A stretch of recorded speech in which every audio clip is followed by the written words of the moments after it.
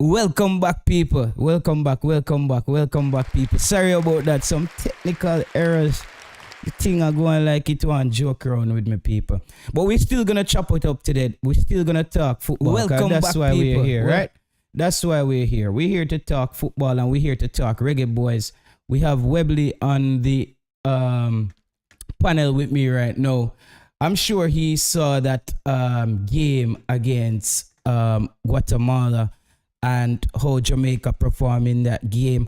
Webley, were you impressed? Were you impressed with that Jamaica game against Guatemala? Were you impressed? Yes and no. Right. I like the way the team play, but individually, in terms of Antonio, I wasn't impressed with Antonio, to be honest. To be totally honest. But I was impressed in terms of the how many chances Jamaica actually created. I was impressed with the way Bobby Reid came back and helped Javier Brown on the right wing. You know, I Javier Brown I really had a didn't like. monster, bro. Javier Brown had a monster game, bro. Big up to Definitely, Javier Brown. definitely. I always beat Agreed. Javier Brown, but Javier Brown has played his best game for Jamaica, people. Yo, Javier Brown, people, the walking chicken himself. Me have to big up Javier Brown, people. Me have to big up Javier Brown. And sorry about the technical difficulties just now, people. We just got it back together. I got Webley on the stream with me right now. Javier Brown. I beat Javier Brown, people, and I have to just slow things down. Javier Brown had a monster first half, bro. He had a monster first half. I saw Javier Brown, and I'm like, yo, where the coach get Javier Brown for drink? Like some Popeye spinach dog. The man a move. Javier Brown was fully active that game. What do you think about that, Webley? Yes, man. I tell you, Javier Brown, they run the right wing. Not many chances, or not. Guatemala didn't really create any chance from that right wing, to be honest. So we have to, give shout out to Javier Brown. And as I mentioned, Bobby Reid just now, he came back and he helped a lot. So well, I'm gonna say team performance, well done. But individually, they need to point some fingers. But well done, Jamaica. Well done, Jamaica. Big up Martin Baker. Drop the Discord link back in the chat for me, G. So me can pin the Discord link. Yeah, people, the Discord link get lost up a while ago to the thing I move. But yeah, man, Javier Brown, people, wanna give Javier Brown him credit. We beat Javier Brown on the stream. Please give Javier Brown him credit. Brother, it look like every player when me beat, dog, them get it together. Like me, I forgot those call me JT the beating stick. Yo, I mean, like a wagwan dog. Me don't know anytime me beat the player them just come out 2 or 3 games later. No, Javier Brown take a little longer still. But me have to give Javier Brown him. That show you dedicated to Javier Brown. Javier Brown, I hope somebody clip this and send it to you, me G. I hope somebody clip this and send it to you, Javier Brown. Me not lie. More them clip this and send it to you, me G. Cause you had a monster game, bro. You had a monster game, Javier Brown. You had a monster game, bro. I can't deny the fact, bro. I can't deny the fact you had a monster game. You played very well. You played very, very well, bro. You closed down. You made those hard tackles. You were active. Your positioning. I saw one time where the defender came down on Javier Brown, and Javier Brown had his body position set up correctly if the player went in or went outside. So I think the coach also evaluated some tapes on Javier Brown and said, listen, Javier Brown, this is what you're doing wrong out there. You see me? I said, no man, we don't want to go by the name the Ames, because that means that we are the beating stick. But yo, we're just here to make sure we hold the players honest. But me not lie. Anytime we have to stick on the player them and call them out for play better.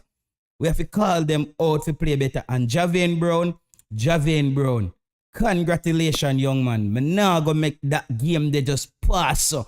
Me not gonna make people just go on like say you know put in a massive performance the last game there, bro. You put in a hell of a shift. Me not lie, because we went out in a different formation with that team, you know. At times, the coach had Demari Gray and Leon Bailey on the same wing. It was a different look. At one time, Bobby Reed was coming down the center of the park. It was a whole different look. But I think why the coach went to those different looks were because our midfield was just too defensive. Look at the second half when Kevin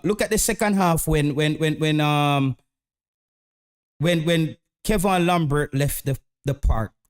The play started to open up a bit more. Webley, these are the tough games that teams have to win to get better. And these are the games where coaches, you win your money, because he loses that game. Though we are okay with where we are, I still think he comes under a bit of scrutiny. What do you think about that? Yes, most definitely. You know, the JPL coach, they did look forward to this game, you know, because they are saying that Tapa brought the team to a semi-final and final with lesser quality. So they were looking forward to this game. And I heard you said it early on a few weeks back that if we reach semi, it's a progress for the team. But if he did not, then of course him that get beaten, not only from us but most and from the dogs, or they call it the dogs, the JPL coaches. So as I said, kudos to the coach.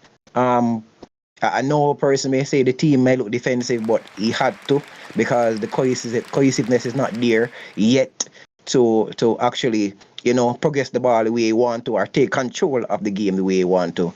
So yeah, kudos to the coach, bro. Yeah, man. Thanks, man. Bro, and I love how you, bro, I like how you're handling it on stream. Like, for real. Like, you're one of the... You're still there, right, JT? Okay. Yeah, I'm still here. Yeah, I'm still here. So when you're speaking, I pause my mic so your quality gets better. Bro, I want to say, I love how you're handling it on stream. People, the way how Webley do it on stream, that's exactly how you do it on stream. When you're on stream, it's just like that. You make the point, you come in and come out, and the show runs smooth, bro. I really like how you're doing it, bro. So congratulations. It seems like you know what you're doing. Seems like you know what you're doing, man. Seems like you know.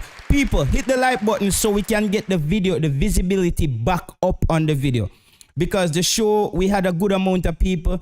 I had some technical difficulties, so I had to shut down the stream. So now all those people probably think there's something wrong. So just hit the like button, please. Make we just hit the like button. 70 are we here. Just make we hit the like button and get in. Webley, you know have the Discord link. Please drop the Discord link again, because me know say a few people, Eames and those guys are here. Me just drop it a while ago, bro. Me just drop it a while ago. But just you say something said Discord link. I don't see the actual link. Alright, I'll drop it again. Can I see how the chat go past it? Hold on. I don't know. Yeah, people. I don't know how I don't have my own Discord link. That's weird. That's weird. Yeah, man. You know, drop it, man. Big up, Brian Sims. You just said Discord link. You didn't drop the link, brother. People, just go and hit the like button, man. Make we get the video up to like 50 likes. So the visibility, while I try to get the Discord link back, so we can get this thing up and running. Because I want more people on the show today, you know. This is gonna be a show where I need you as the fans. I hope people like Joe Grind them show up to, and them people can jump on the stream, because they weren't on the last. They came on, but things didn't. How can I get the link to share, bro? I need to share the link again, because it's supposed to be a share button. Share your screen. I don't want to share my screen, bro. I want to share the Discord link. You still didn't find it, right? I share it, but it seems like it's not. When I press it, it's not going on. So may I try again? Can you drop it in the Discord? I will try. Just put it in the chat section. There's a little chat section right here. Just put it in here. Here. Let me just write here. Okay, there you go. I got it. I got it, people. Discord link is back up and running. I need to have the Discord link so people can join the show, people. So that's what I'm sorting out. All right, so I got the Discord link. And remember, people, when you write in caps, the stream element will delete your comments. So make sure cap lock is not on when you are typing. That's why you see stream elements delete. And I don't know why I do that, people. It look like AI star get out of control, man. The AI technology star get out of control already. All right, let me see, people. All right, so the Discord link. I just dropped the Discord link again, people. There you go. Discord link is back up and running. So there you have it. You should have the Discord link again. All right. So let me just pin the Discord link so we can start talking some football, man. I feel like this show has been taking forever to really get into the groove. People, still 30 no more likes upon the video, people. Just drop a few more likes upon the video, no man. 70 away. The people move so stingy upon the likes, brother. People just drop a few people for 70 away. So the people them when they want to like the video, when I hold up the show for the people them will like the video so we can get the thing moving. I don't see the sense in that. It's like, you know, some people will come in the yard and we eat food every day, chill, everything. And you have a shop and they now buy a your shop. Them rather go buy from the Chinese. I saw some people are move right now. And some Jamaicans see they when I like it and I say, boy, watch it for me, so. Nah, give you no likes, man. And I said, dog, you live with yourself, man. You live with yourself. You see me, I say, you live with yourself, bro. They're not used to. Because the international stream, you know, once you go on those, you just click the link, like you go like Manchester United and United stand, or you go up on football terrains and you go up on them channel, you just click the like button and then you just, you know, get on with the business to talk about football. So those guys don't really stop and ask for likes or anything like that because their fan base or the followers, their fan base are that, just intelligent. You know, not saying our fan base is not intelligent, but those fan base just know, okay, we're on stream, we're watching, this person is doing, bringing some value to the space. Let's just like the button. They hit the like button. Yo, with Free Crowd, you have to say, yo, Parry, I'll go on the like button. All right, either way, people, because I love stress the like button thing, you know. Yes. A lot of people, Shamar Nicholson, people, I don't know if Shamar, Jesus Christ, Boza. Shamar Nicholson, I want to talk about this. Let me be a bit more professional. Shamar Nicholson, I'm trying to figure out what's going on with your game. I'm looking at your approach and it's not coming together, bro. It's not coming together, Shamar. I don't get it. Why it's not coming. I think you want to score so bad, but I think it also comes down to him getting lack of playing time in the Jamaican team and lack of playing time at his club. I think there's a few things that's affecting Shamar Nicholson right now, bro. I think him not getting playing time at his club and in the Jamaican team, he just doesn't have the confidence. I feel like that confidence is not there, Webley, with Shamar Nicholson. Let me know if I'm wrong. I feel like that confidence is not there. I agree. I totally agree, JT. He's playing like a headless chicken on the field. Like he doesn't know what he's doing. And I can't feel sympathy for him because he's a professional player. Even though you're not getting much time, you must keep yourself sharp. His leg look heavy. It means that he's not doing any work. He's not doing any field work in terms of getting the drills, you know, getting the legs out, kicking the ball, you know, so your legs don't feel heavy when you go on the field. I don't play professional football, but I do play, you know, evening ball game, Sunday morning ball game. Stick up in, Webby, stick up in. I'm gonna let you continue because you hit the nail on the head, and I don't want you to pass that. You see, when Shamar came in that United States game where he scored that brilliant goal, he looked like one of the fittest football players I've ever seen run out for your country. Him look big, tall, strong, but he look light on his feet as well. No, Shamar Nicholson look like he's literally carrying some monkey pan him back.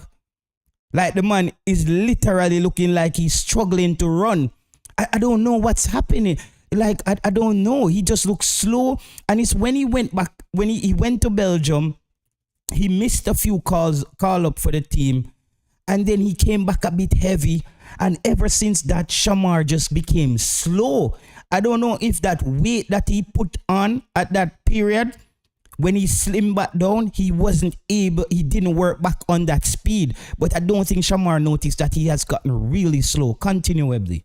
He has gotten really slow. Most definitely, JT. And I was leading to earlier is that so I don't play football professionally, right? But I do play football regularly, like Sunday morning, Monday night, or Wednesday night, or wherever.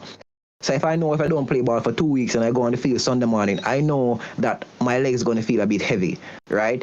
So, what if I play football during the week? I know that Sunday morning I'm going to be in a better shape. My legs are not going to feel heavy. It's not that I'm overweighted. It just means that my legs are not turning over as quickly as I would want them to turn over because I haven't put in any work, and that's what happening to Shamar. His legs look a bit heavy because it's not like he's putting on weight. It's not the weight is the problem. I don't know if anybody watch track and field. I don't want to go on a tangent, but the other day I saw Sherika Jackson warming up, and the warm up that she was doing is getting her leg freed. Rotating her hips and all of that. Shamar needs to do some of those. He needs to do some drill work on his legs. So he find that agility back in his legs. So he's not slow as he's turning, and it's like he's WhatsApping the player and letting the player that he's going to turn that way. He was turning from yesterday, right? So he needs to get back sharp because we know that he's a good player. But he just needs to get back his sharpness. He can't keep living on. We know he's a good player as well, and that's the thing that he's gonna run out of time.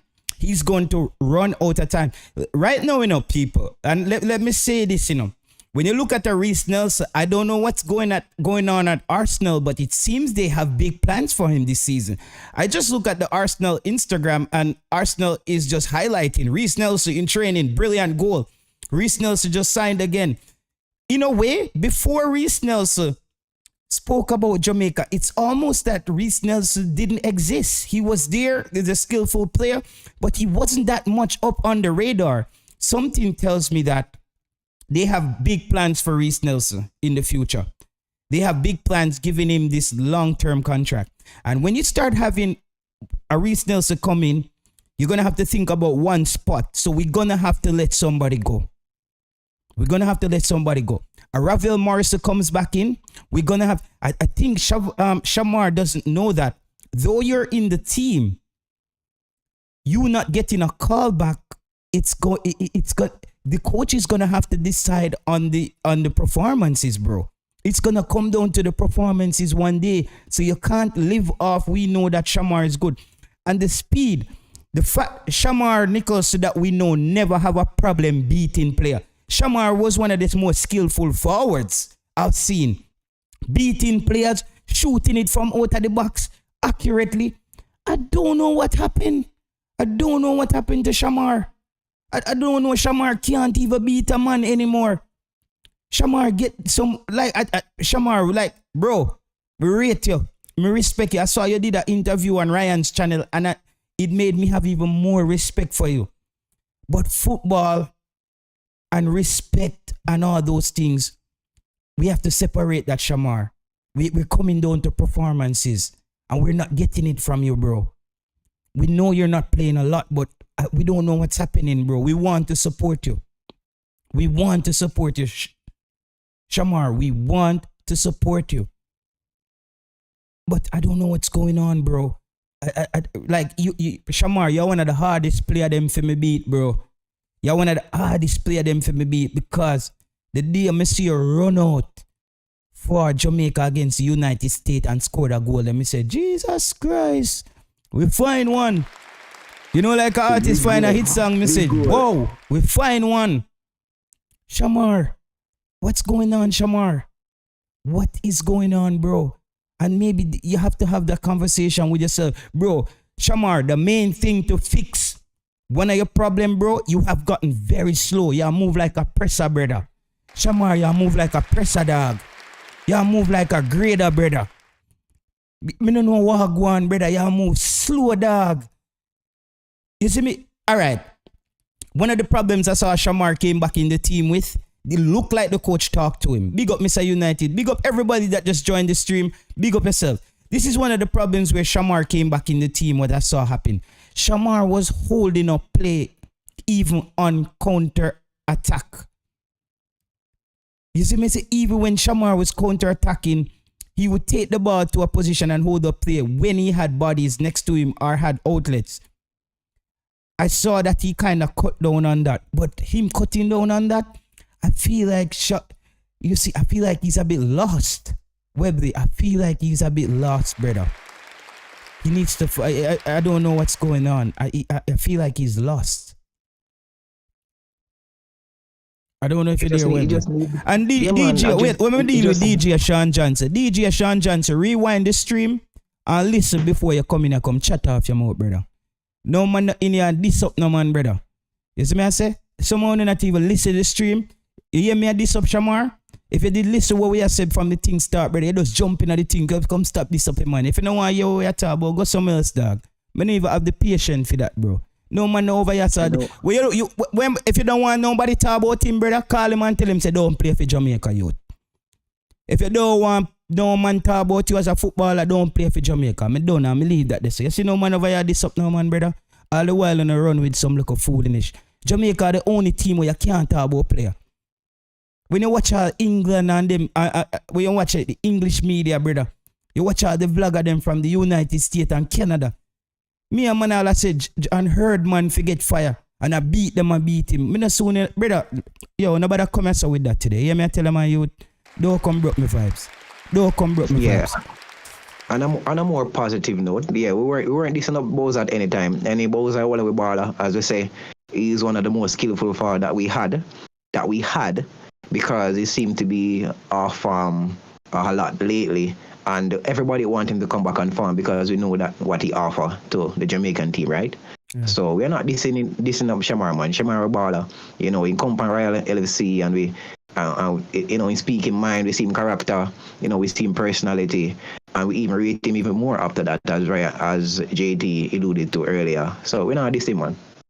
No, but it's some people, but again, we now go, as you said, my grandfather always tell me, Webley, you see, if you're in a room with 10 people still and everybody agree with you, that means you're doing something wrong. So, everybody not going to agree with you. So, I have to just run with that. But we don't like when people say we are diss up the ball at them. Like, brother, nobody here, we don't talk about baller. You see, what me say when you diss a baller is when you talk about a man's personal business and in personal life. You see me I say? When it comes on to a man step out there for Jamaica, brother, step out there for any team, when you're an artist or you're athlete or any kind of celebrity, that's what comes with the job, bro. Scrutiny. It comes with the job. You're chosen as one out of billions of persons to represent a sector or a sport. There's a message that comes with criticism. If you don't want criticism, don't play sport. And the best athletes around the world, they understand what criticism does because it push athletes to work harder if they want to get better. If a player don't want to get better and they hear that, they take it in their feelings. No. Guatemala, before the Guatemala game, I was on here. Bala Kick is not here. Me and Bala Kick were one of the few people. I never had a lot of people on my watch along. And I said to Bala Kick 5 minutes into the game, if you go back and watch his stream, I said Bala Kick is a defender. Is a defender gonna score for Jamaica tonight? Because I saw that our defenders were popping up at certain spots in the box with the football, and every time Demarai Gray had the ball, they tracked him down and basically closed him down. And Demarai Gray, you're a big baller and we rate you and everything. But I still want a little bit more from Demarai Gray now. Like a little bit more energy. I love that he takes the ball and slow down the play and hold up. But I'm still looking for that energetic Demarai Gray at Everton, who always looks like he's on a mission to get a goal.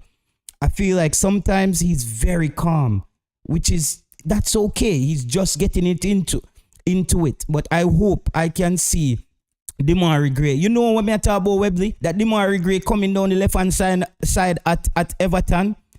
Him just always look aggressive. Yeah, definitely, JT.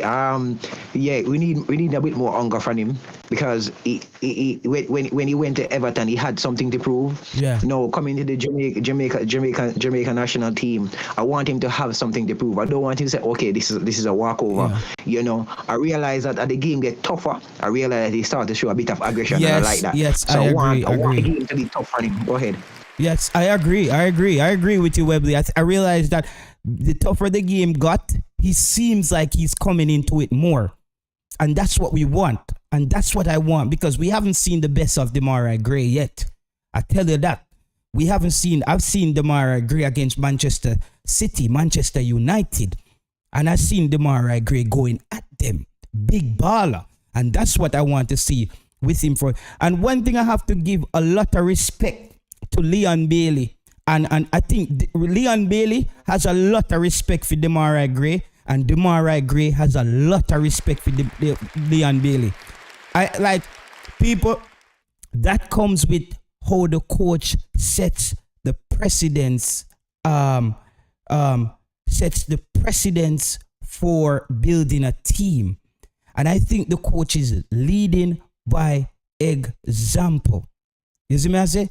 I think that the coach, when time you see Leon Bailey and Demarai Gray stand over a free kick, you see like Leon Bailey will say, yo, you're a spot this. Me I run over it. Or Gray say, all right, me I go run over it. I Bailey this. Because you see, when you start having your stars understanding their roles, it make things move easier. Because even with that penalty that Leon Bailey missed against the United States, him and Demarai Gray they have a relationship or had a relationship, but the relationship wasn't where it is today. You can obviously see that there are some growth there, and there's some understanding, and there's some trust in each other game. Mikel Antonio, big up yourself, Mikel Antonio. I saw that you looked a bit frustrated walking off the field. I don't want to be frustrated, my brother. Mikel Antonio, your effort is appreciated. Even though you didn't score any goal, Mikel Antonio, your effort for Jamaica is appreciated. And don't think we don't see what you do out there. Mikel Antonio, you probably won't be watching this stream, but trust me, brother, we see the work. You know enough at the time you see them big tall skyscrapers around the world, you never see you don't know one person will build it. You don't know them small people that will mix the concrete, mix the mortar, lift up the steel, and everything. So you're one of those people, Mikel Antonio, for this Jamaican team. You're one of the steel man them, the cement man them, the mall man them. You do the dirty work. Don't think anybody will understand football, Mikel Antonio. We appreciate you, brother. We appreciate you. You have changed the face of Jamaican football. You put fear in opponents by them just hearing your name. So we want to say big ups. Big up to Mikel Antonio. We know you're frustrated because strikers, you want to score goals. I totally get that. I totally get, as a striker, you want to score goals, my brother. I know you want to score goals. But just be patient. If we win it, you have another trophy under your belt. All right? If you win it, you have another trophy under your belt. So I would love for you to get that next trophy and at least have something else under your belt. Jamaica Gona, the link in the comment section. Please join the Discord. The match was a brilliant one. And we're going to touch on Mexico, people. We're going to touch on L3 because we're going to talk about Mexico, you know. And I'm telling you, Mexico, Jamaica versus Mexico. I think that was enough. Great goal by Amari Bell as well. Great goal by, Brian Sims, DJ. Yeah, man, without Mikel Antonio, bro, we not have the respect there from opponents, brother. Without Mikel Antonio, we don't have that respect. People don't understand. We get a level of respect from opponents. But by just having Mikel Antonio, you see me I say? And a lot of times people not see the dirty work, bro. You see me I say? And El Janeiro says Antonio is one of the hardest working working Reggae Boyz. No goals yet, but his contribution does not go unnoticed. Yeah, man. Daily or say anything about the 4 on the field. Mexico for the... I'm not even going to worry about referee right now, no, because no matter what referee out there, we will have to play. Yeah, man. Roland Malcolm, man. We wish him did younger for true, man. We wish we could have get a few more years out time. BBA, where can I rewatch the Guatemala game? It's on the Concacaf page. Just go on the Concacaf page and click the live section and you will see the full game. Jamaica versus Guatemala. Just click live and you can get to rewatch that game whenever you like. Well, right now probably is not the time to watch it, but if you want to watch it, then I can't stop you. We max it. I never knew people dictate how you talk on stream. If you're a dictator, stay off the internet, man. Talk about what you want to talk about. Yeah, man. No, we're gonna mix it up for everybody. Big up yourself. We max it. I'm just Webley. Is there anything I'm missing about the Guatemala game? Wasn't Leon Bailey's best game? However, he was fully active.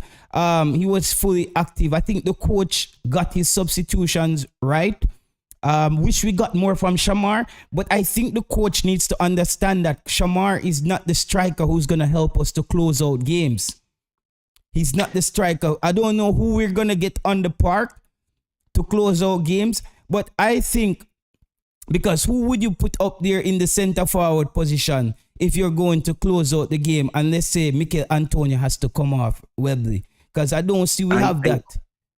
Yeah, the coach want to trust the experience. The coach really want to trust the experience of Shamar, but he just not coming to the party because he know that Whisper is young. He knows that Whisper has the talent and the ability, but not the experience. Mm-hmm. So he want, in this big tournament, he want to trust that experience. And any experienced coach or any international coach would want to trust the experience, but Shamar is just not delivering for him. So I think he'll be a bit tentative now to want to put Whisper out there in such a big occasion to play in 45 minutes or more, impact striker, 10 minutes or less, he'd want to use him for.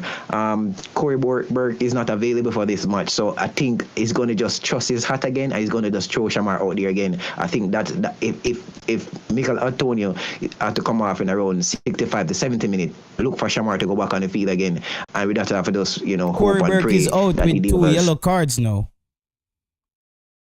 Yeah, Corey Burke is out. But I just talk about what you missed about the Guatemala game, JT. I think I know we spoke about Omar Bell scoring that goal, but I don't think we're talking about it, enough. What a run. And I don't realize that I don't think person realize what the coach says. The coach says, good run, good ball, but he shouldn't have been there. He shouldn't have been there. Exactly. And people, I understand the people them way. And big up everybody we are Whisper fan, and as them say, cause we like big up everybody we support Whisper. I think any Jamaican who like football supports Whisper. But big up the pragmatic and the logical Jamaican fans, the logical thinkers, people who remove their emotions and their biases for the football game. Brother, those are not the games that you put on Whisper in, because Whisper believes in himself. Whisper is a baller where I think he's just really good and him just want to take it and him want to score. However, when you get to those part of the game, brother, you need somebody who's actually more of a thinker than an actual baller. JT, the last 2 games against Mexico ended in a draw. If this game goes to an extra time, we are in trouble because the fitness problem. This game is not going to no extra time, my brother. You know what I mean? This game is not going to no extra time. Jamaica versus Mexico, this ain't going to be no extra time game, my brother. This ain't going to be no extra time. Listen, Costa Rica should have damaged Mexico, people. Them escape. You see that first half of that Mexico game? Costa Rica had Mexico on the back foot. They escaped that game unscathed. That first half, Costa Rica had no respect for that Mexican team. No respect. Costa Rica just lacked that extra quality up front. Costa Rica just lacked the extra quality up front. I'm talking about the first half. In the second half, you can see. In the second half, you can see the Mexicans finally start to get back into the game. In the second half, they start to get back in the game. But I thought that they were under pressure in the first half, J-Ross. I wouldn't say that, says J-Ross Deccan. That was a massive assumption about Whisper. Look, no, I'm just saying, all right, let's remove that assumption. I wouldn't have played Whisper in that game. As a coach who's thinking about closing out a game, I want to play Whisper in games where Whisper has the freedom to be Jamaica. I want Whisper to play in games where Whisper has the freedom to be Whisper. Whisper doesn't have the experience yet. It was a comment from a person, Duckland Rice or something, or Stennett, or let me see. I have to find back the chat here.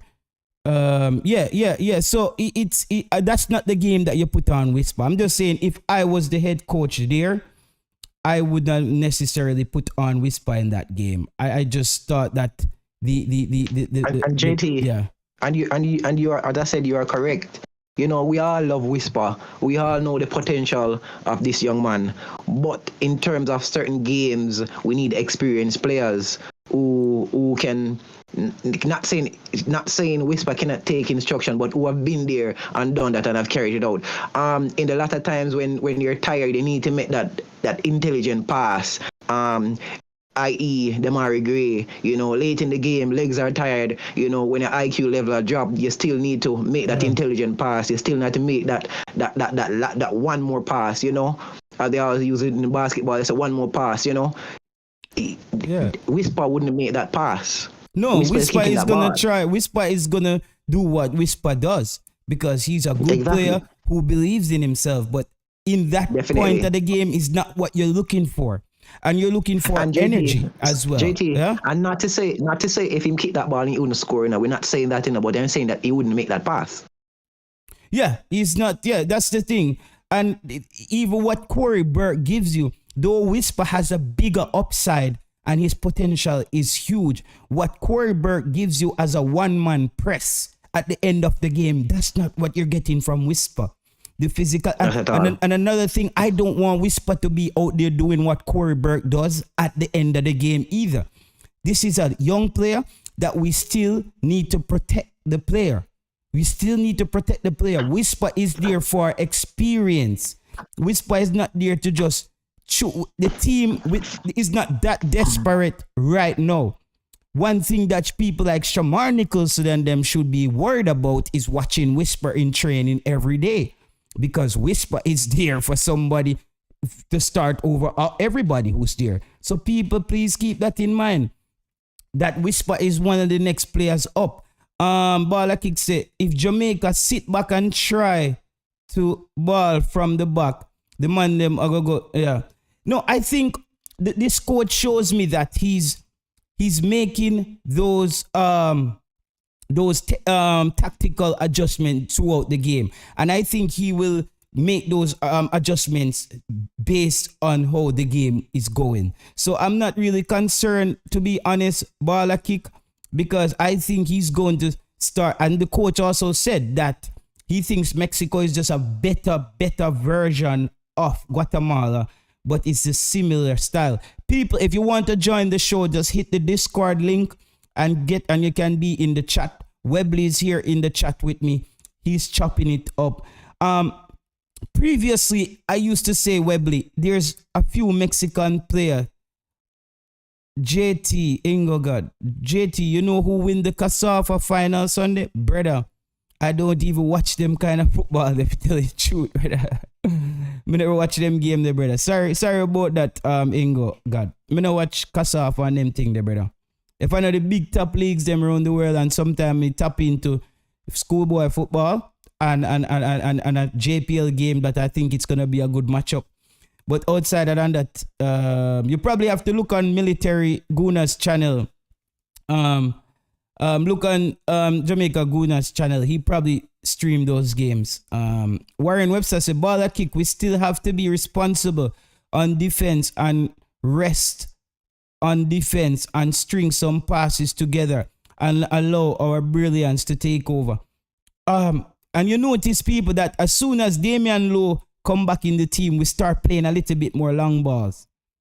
I don't know if you noticed that, Webley. I know we have to mix up the long ball, but I went back and looked at the game with Adrian Mariappa, Deshard Bernard. It was a few long balls. Soon as Damian Lowe came back in this game, he was going long. And that first half was atrocious by Damian Lowe. All right. In his defense, though, they were using the long ball very effective to beat the press. Yeah. In his defense, and it works well. And you made a point earlier, and let me just piggyback off it for a while now. Teams are now worried of Mikel Antonio. So persons are saying, okay, Mexico are relentless. So here's what I'm telling them: come at us. Yeah, man, come at us. So now we have the slingshots. We have Damari Gray. We have our Leon Bailey, and we have Antonio. Come at us because we have the slingshot. Come at us. So they're gonna come at us, and we're gonna use a long ball. I know this coach is gonna use a long ball. It's just we need to hit those. We need to ping those long balls, not just kick the ball up the field, but we need to ping them on those players. We need to ping them on Mikel Antonio and let Damari Gray and Leon Bailey run off him. That's my take on that. And Wells said, JT, you need to watch those leagues. Wells, when me that get time out of my schedule to sit down and watch Concacaf games, brother. Concacaf, so that's where they find Ian Goodison and them play there. Brother, I don't think we're going to find anybody in them little league there right now to help Jamaica team. If them job they up to Mr. Speed them and price them and fuzzy them to find them Monday and get them up to the next level, brother. We don't want, if I'm not watching ballers at the youth level for Jamaica or at the schoolboy level, I'm not really into that big scene of players who were supposed to be good, were kind of good in school. It didn't work out for them and they're just still okay, bun weed, bleach out, and do them thing. You see me? I said, I'm here to watch. I enjoy professional football, brother. I can't really watch them thing there, brother. I don't know. Me have to have one whole buckler, Advil, and Tylenol, and one whole pill side of me if you watch them ball game there. Headache could have killed me there.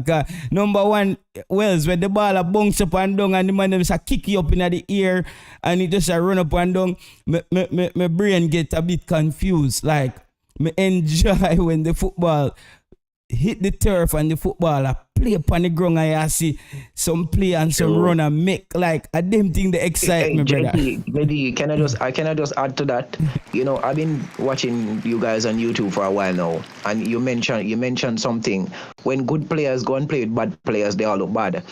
As you watch schoolboy football and you see some of these players and you say, wow, these guys look good.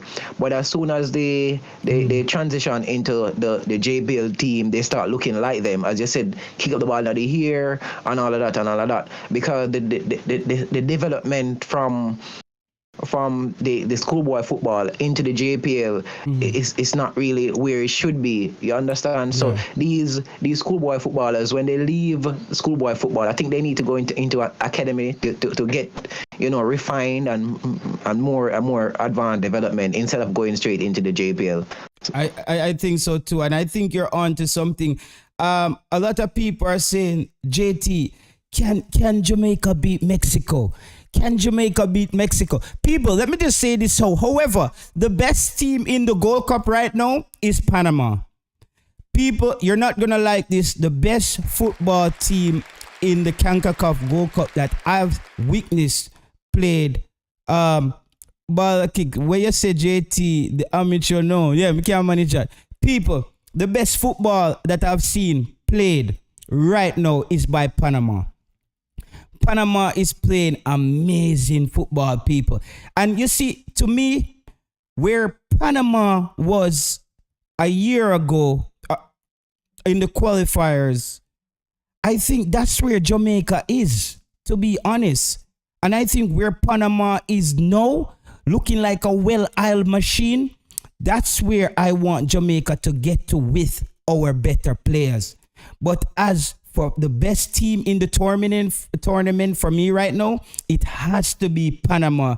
The team that looks the most dangerous to me. You know what I mean? Like, I can't lie, people. I'm a Reggae Boyz fan to the grave, people. But me can't lie. Yeah, the coach, you know, he's Big League Glenn. I went back and forth with somebody the other night. The coach is from Denmark. He's born and raised in Denmark. His mom is from Spain, and his I think his mom I think his mother or his dad is from Spain, but he's from Denmark. And you can hear, so his dad is Danish, because I could hear by his last name, Christensen, anything like that, Jensen, any one of those names are Sin. Anything you hear with the Sin on it is Danish or Swedish or Norwegian. That's how you know if a person is from Denmark. Or, you know, Ibrahimovic, you can tell that's not a Swedish name. He's not from Sweden, even though he's raised and born, I think, in Sweden. But his family, when you hear Vich, you start thinking about Croatia and those places. When you hear about the last name, Isaac, when you start hear those names, Ethiopian, Eritrea, some kind of Arabic. So you can use the name. The Panamanian coach is Danish. So, and I said it in Wembley. Jamaica is playing this Swedish style of football. You see what I mean? He's playing this Swedish type of football. And then I put it together and I realized that the coach who changed the Icelandic system was Lars Ladderback, the ex-Swedish head coach who took the Swedish system to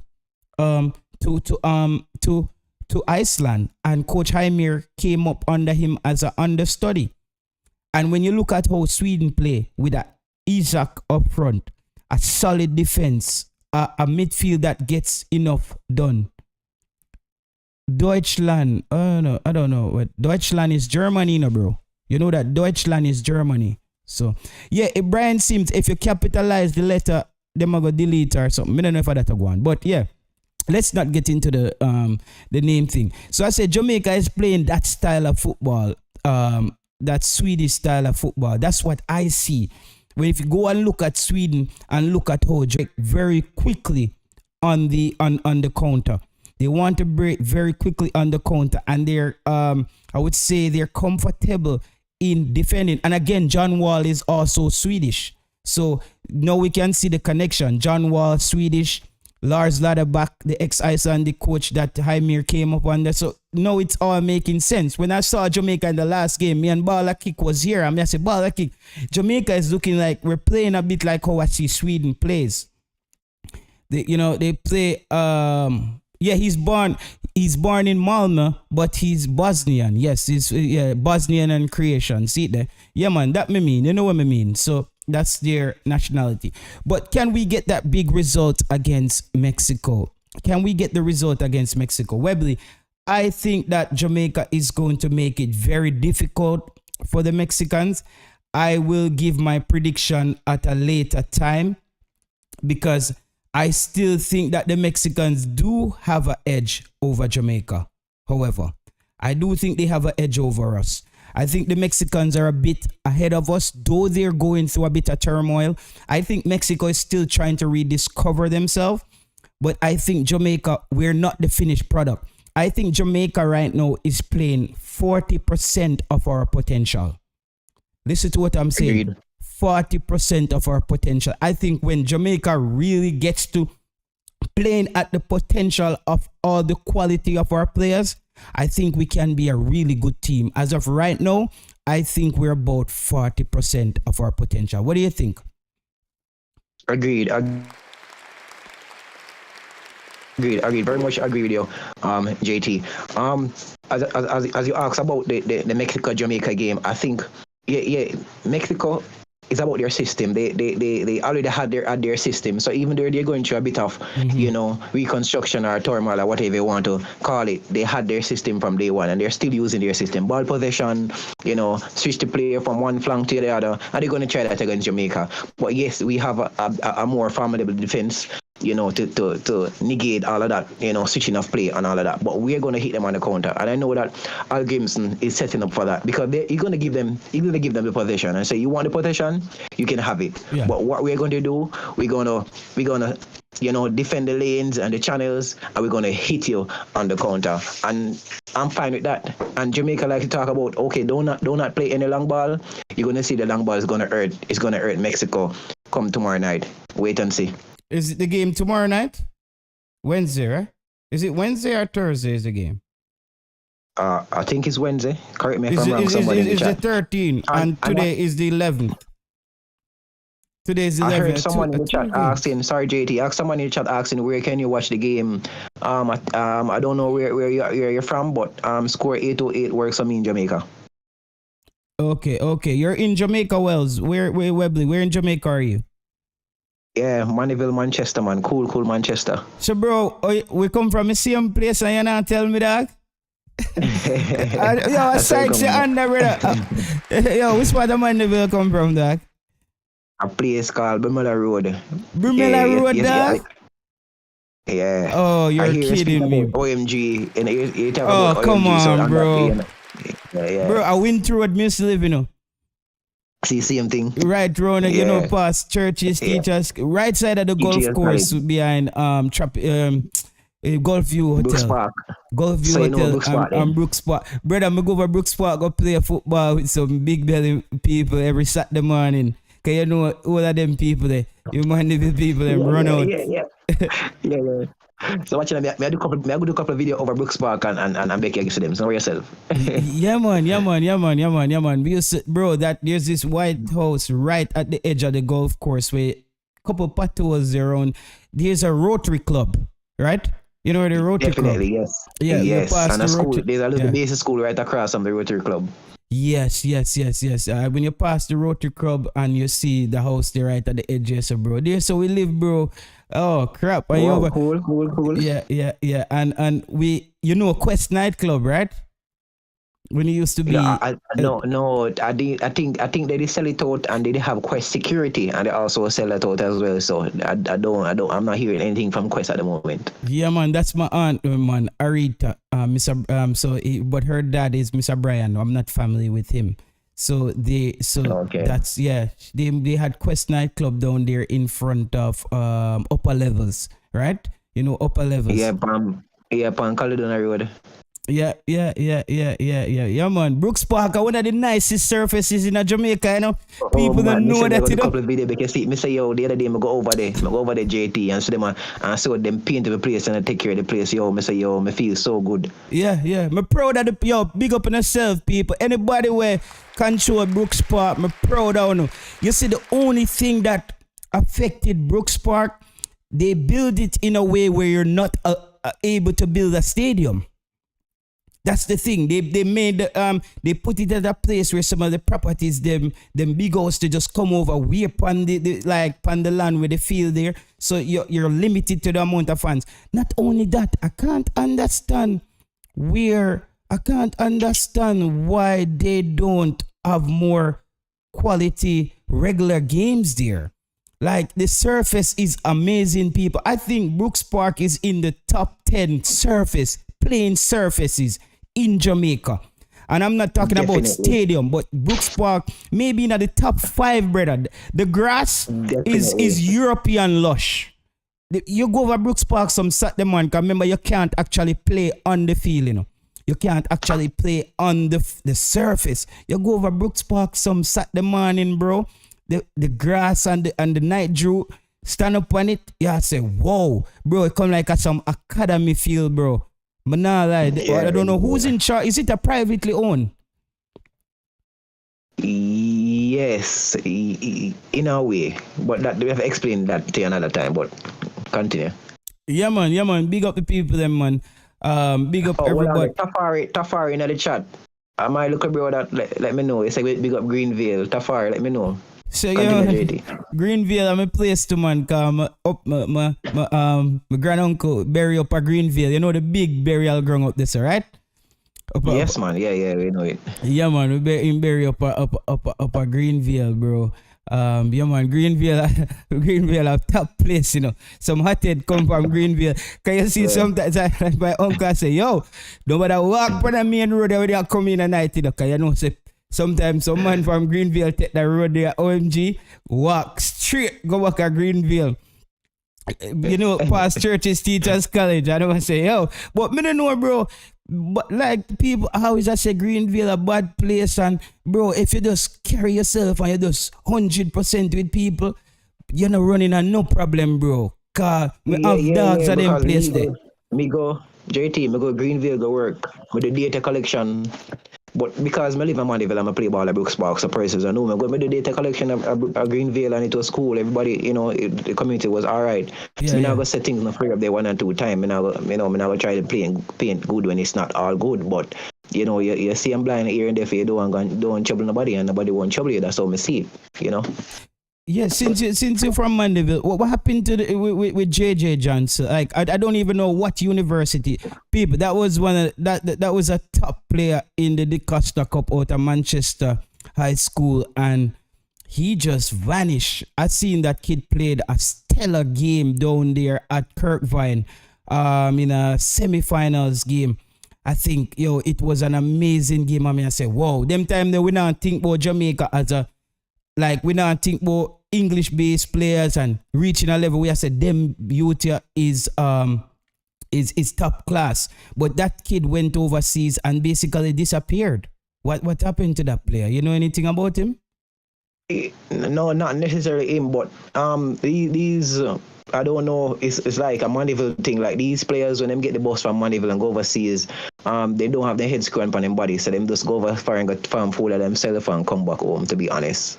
And it's not an aim one because Manchester produce a lot of good footballers who have gotten scholarship, you know, and they go over there and just make a fool of themselves. So they do get the chance. Wells said he was playing the USL. Wells said he was playing in the USL. Okay, that kid was another waste of talent, bro. That kid was another waste of talent. I don't even know. So, but I think now in Jamaica, players have a better. JJ Johnson says Marlon is in the USL, spent a couple of seasons in the MLS. Wow, he got to the MLS. Okay, all right. He got to the MLS. Okay, he get to the MLS. That's good. I think though Jamaica is in a place now though where we're not gonna overlook so many talents. I think if you're a talented footballer in Jamaica, more than ever before, you have a better opportunity now than to be seen. You see me I say? You have more to be seen now. JT, now the advent of social media, your talent can't really hide, to be honest. You know, you just want to have the talent, you just want to have the good character behind all that talent, because that's what holding these top talent back, that they don't have the character and the discipline behind all that talent, you know. So as I see them, I have to just, you know, keep talking to them and say, okay, remain disciplined, remain humble, and continue to work hard because they're out there. Okay. No, let's just get back on that Mexico thing there, people. When I look at before, whenever Jamaica was going to play Mexico in the past, we could always say, we need to work. Jamaica need to be worried about this player.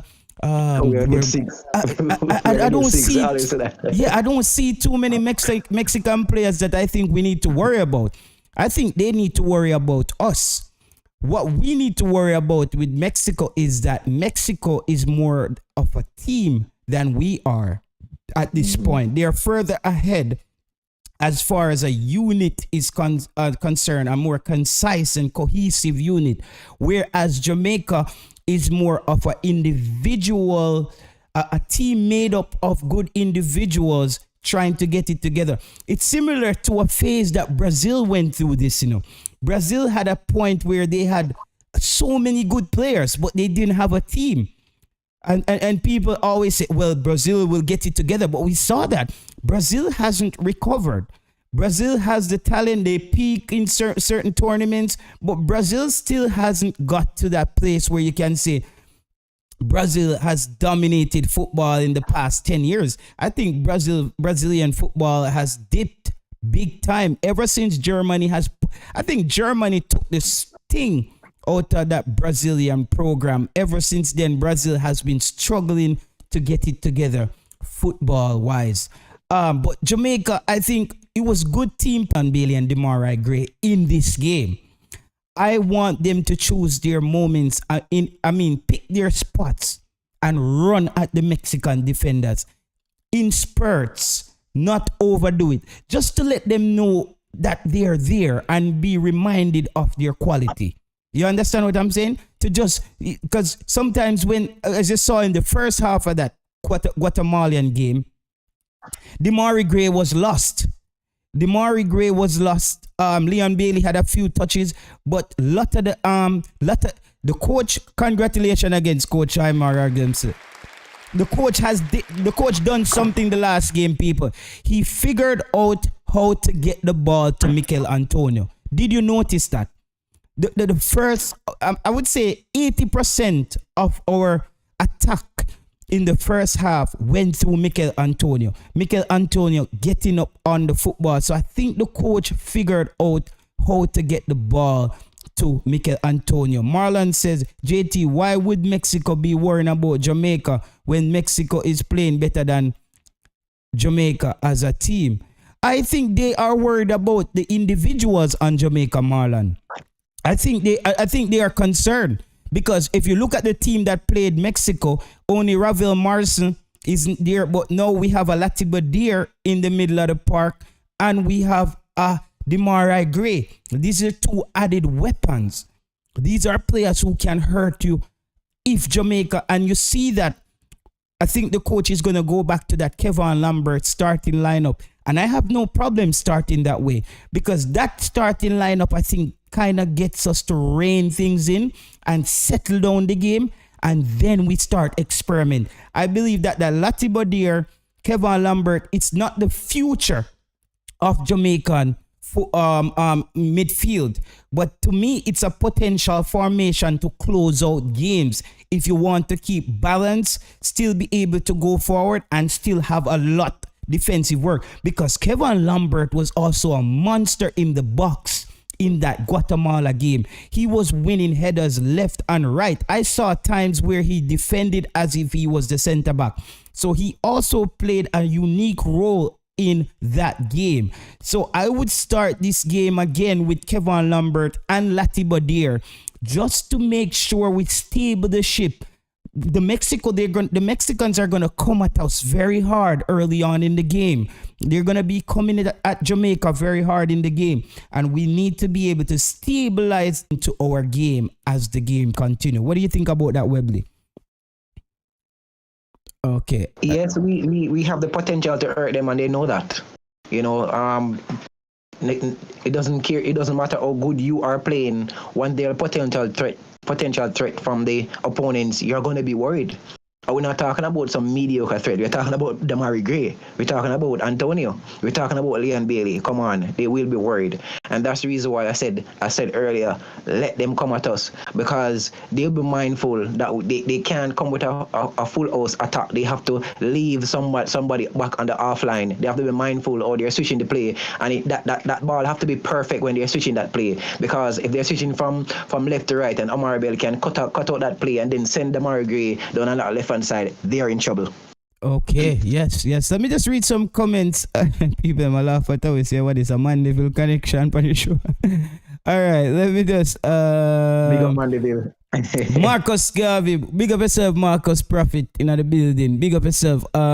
Big up everybody. El Gennaro. Let me just big up everybody. Hit the comment section. Let me just big up. Hit the like button, people. Let me just big up everybody who's on the show. Tafari, thanks for subscribing, my friend. I didn't know you're part of the channel. Big League Len. You know me and Big League Len. We are link every Big League Len. Just send me the thing them right through the day. Hemp Nation, big up yourself, Fabian Full, Anita Bell, Jack Love TV, Wayne Harris, big up on yourself, brother. El Gennaro, who else we got in here? We have Marlon in here and Brian Sims. I think Colin Quest them did pass through in the early as well. Big up on yourself, JD did pass through, El Pagino, the boss did pass through, Damian Burke. I think he said he's Corey Burke's family. Sorry about him not playing in the next game, my brother. Hazard did pass through as well. Warren Webster, Ian Campbell, Siobhan Peart, all the man that did there. The conversation was just flowing, so me just take the time to big on up. But professional pro clubs as well. Eric Sewell. Just want to let you know, guys, that you're all appreciated. So me just pass through and give you a big up and a shout out. Yeah, man. So I think Marlon is Marlon. I think maybe. You see, I want Jamaica to get to a place where when we enter, you see that game that we played against Guatemala people, it might not be pretty. It might not be a pretty game. It wasn't a tougher game. It was a ugly win here was better than a pretty loss. You know, a ugly win in this Guatemala game for me is better than a pretty loss. Because I think Jamaica had to grind. Jamaica had to dig out a result in that game. And when your team can start to become that resilient, because Guatemala, El Salvador, them little team they will give you trouble people on their day. Them team they will give you trouble on their day. I know we just see it and say, yeah, we just go beat Guatemala because we always beat them, bro. You see how many times Coach Jaime Hallgrimson big up the Guatemalan coach? Because as I said, another thing that I said in that game, I said going into the first half of the game, the halftime, it's going to be a tactical battle between the head coaches. And I point back to where the head coach for Italy outcoached Southgate in that Euro finals, and it happened at the halftime break when he made that important substitution and changed the game for Italy.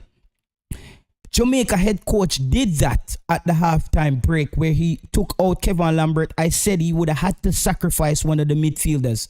He had to sacrifice one of the midfielders because the game was becoming too tight and they're not releasing us, and we didn't have what it takes to release us, that extra bit of quality in the middle of the park to break through their defenses. And I think when Daniel Johnson came, he was a bit all over the place at first, I have to say. He was a bit busy and running around. But he created another element where he was somebody who can pass the ball. He was somebody who was looking for those open spaces to push the ball forward. So I think the Jamaican coach won that game. Not only did our team won that game, he won that tactical battle against the Guatemalan coach. Because Guatemala made their substitutions much later in the game, where it was almost too late to affect the game. So, hey, as I said, that's why I asked the coach about that in the press conference. I tell people, substitution in football is a dangerous weapon. And if you know how to use those ammunition, you can definitely win. That's what I believe, that you have to get substitution right. Southgate, I don't believe England will win any major tournaments under Southgate. I don't think England will win any major tournaments under Southgate. And my reasoning for that is because Southgate is too conservative when it comes on to substitution and making the tough decisions during games. Real talk, says Tafari. Brian Simpson, that's the point, JT. It's not a tougher game. Hallgrimson managed the game well and hold to the 1-0. Yes. And another thing, people, let's give the Reggae Boys credit for this. This was one of the first games where Jamaica focused for 94 minutes. At no point in that game, I felt that Jamaica lost focus, Webley. At no point. And I was waiting at the 74 minute. I said, Jesus Christ, I said it go happen again with Jamaica drop focus. It didn't happen. So the coach, I don't know if the coach is watching the channel, but coach, you heard what I said. I was coming in the press conference to ask you that specific question. Have you noticed that the team breaks down on focus around the 70th minute, that last quarter? This game was quite impressive. The team was locked in from minute 1 till the 94th minute. So credit to the Reggae Boys and credit to the head coach, Webley. Go ahead. Most definitely, JT. Most definitely. I have to agree with you one more time. Based on the substitution, as you said, halftime, we were looking to see what what is this coach going to do? Is he going to keep those two defensive midfielder in the team, or is he going to take out one of them and put in a more attacking midfield? And he did just that. Kudos to him for that. We have to give him his praise for that, because we're looking for that. Remember when Tapa had the team, Tapa wouldn't make any change until 75 to 80 minutes. Good coaches make changes at 60 minutes. And the best of the best make changes at 45 minutes, because they realize that the game need a change. And in this case, the change worked for him, because Daniel Johnson came on, and as you said, is an ex-player that can push the play forward. For me, I think he need to start to have more confidence, look up and pass the ball forward a bit more, because he does that, but a bit more for me. But all in all, he came and he just settled it a bit, even for 10 more minutes, he did that. And as you said, when it reached 75 minutes, we all got nervous, because we know that our team does not focus for 90 minutes. But you know what? They did. They did it for 94. So kudos to Jamaica. Good win. Yeah, man. Kudos to Jamaica on that, at keeping the focus for so long. And this team, man, we're missing Ravel Morrison, bro. With this team, man, every time I see our team, I'm like, there's that missing piece, and it's Ravel Morrison. Part of the missing piece for this Jamaica team is sitting at home right now. JT, this is the first time you and I are going to have a disagreement, I don't share the same sentiment when you come on to Ravel, bro. I don't make your point still. I want to hear what you have to say about it, because I have my say. Go ahead. All right. With Ravel Morrison, I think Ravel Morrison is one of the most accurate passers of the football, not just the Jamaican team. And the problem is, when Ravel, the last set of games that Ravel played for Jamaica, he wasn't allowed to do what he's good at. He was basically playing a defensive midfield role. And I think with the composure of a Joel Latibodier and his defensive prowesses, and he's able to control and govern that defensive midfield area, it would have given Ravel Morrison that license to go forward. And I could imagine Ravel Morrison getting those balls to a Leon Bailey and a Demari Gray and a Mikel Antonio. We would be more effective, because Ravel Morrison have these kind of passes that he makes on the ground out of the midfield. I haven't seen those for Jamaica. Latibodier is very inaccurate. A lot of people haven't seen it. Latibodier has been a monster for us, but he has turned over the football in that game about 4 to 5 times in key positions, because he's not a natural passer. We're missing that. And I think that's where Ravel Morrison would come in. But as we know, Ravel Morrison has to find a club. Ravel, even if you're going to just start, make up your own club, just start play some football, brother. We have to get it together. Go ahead, Websy. All right. When it comes on to Ravel now, I think Ravel has passed his prime. You're right about he can make some very accurate passes, but he knows that he's getting up in age and he's getting a bit slower. So what he's doing, he's playing I forgot that Italian brother name. He dropped back to a D mid role and try to dictate play from there. We don't need him there. I think the coach had him there, Webley. The coach had him and Daniel Johnson playing that box to box. Yeah, yes, but it becomes so natural for him, because I watch him when he's playing for Derby as well. He tends to just want to fall back. No, did you watch Webley? And no, me I go disagree again. Go ahead. When he played for Derby, Wayne Rooney started him in 2 positions. Some games when Wayne Rooney wanted him to dictate plays, he made him play that Pirlo kind of defensive, that midfield role and build up play from the back. Ravel Morrison scored some beautiful goals for Derby County in that championship season, and those goals came when they pushed him up.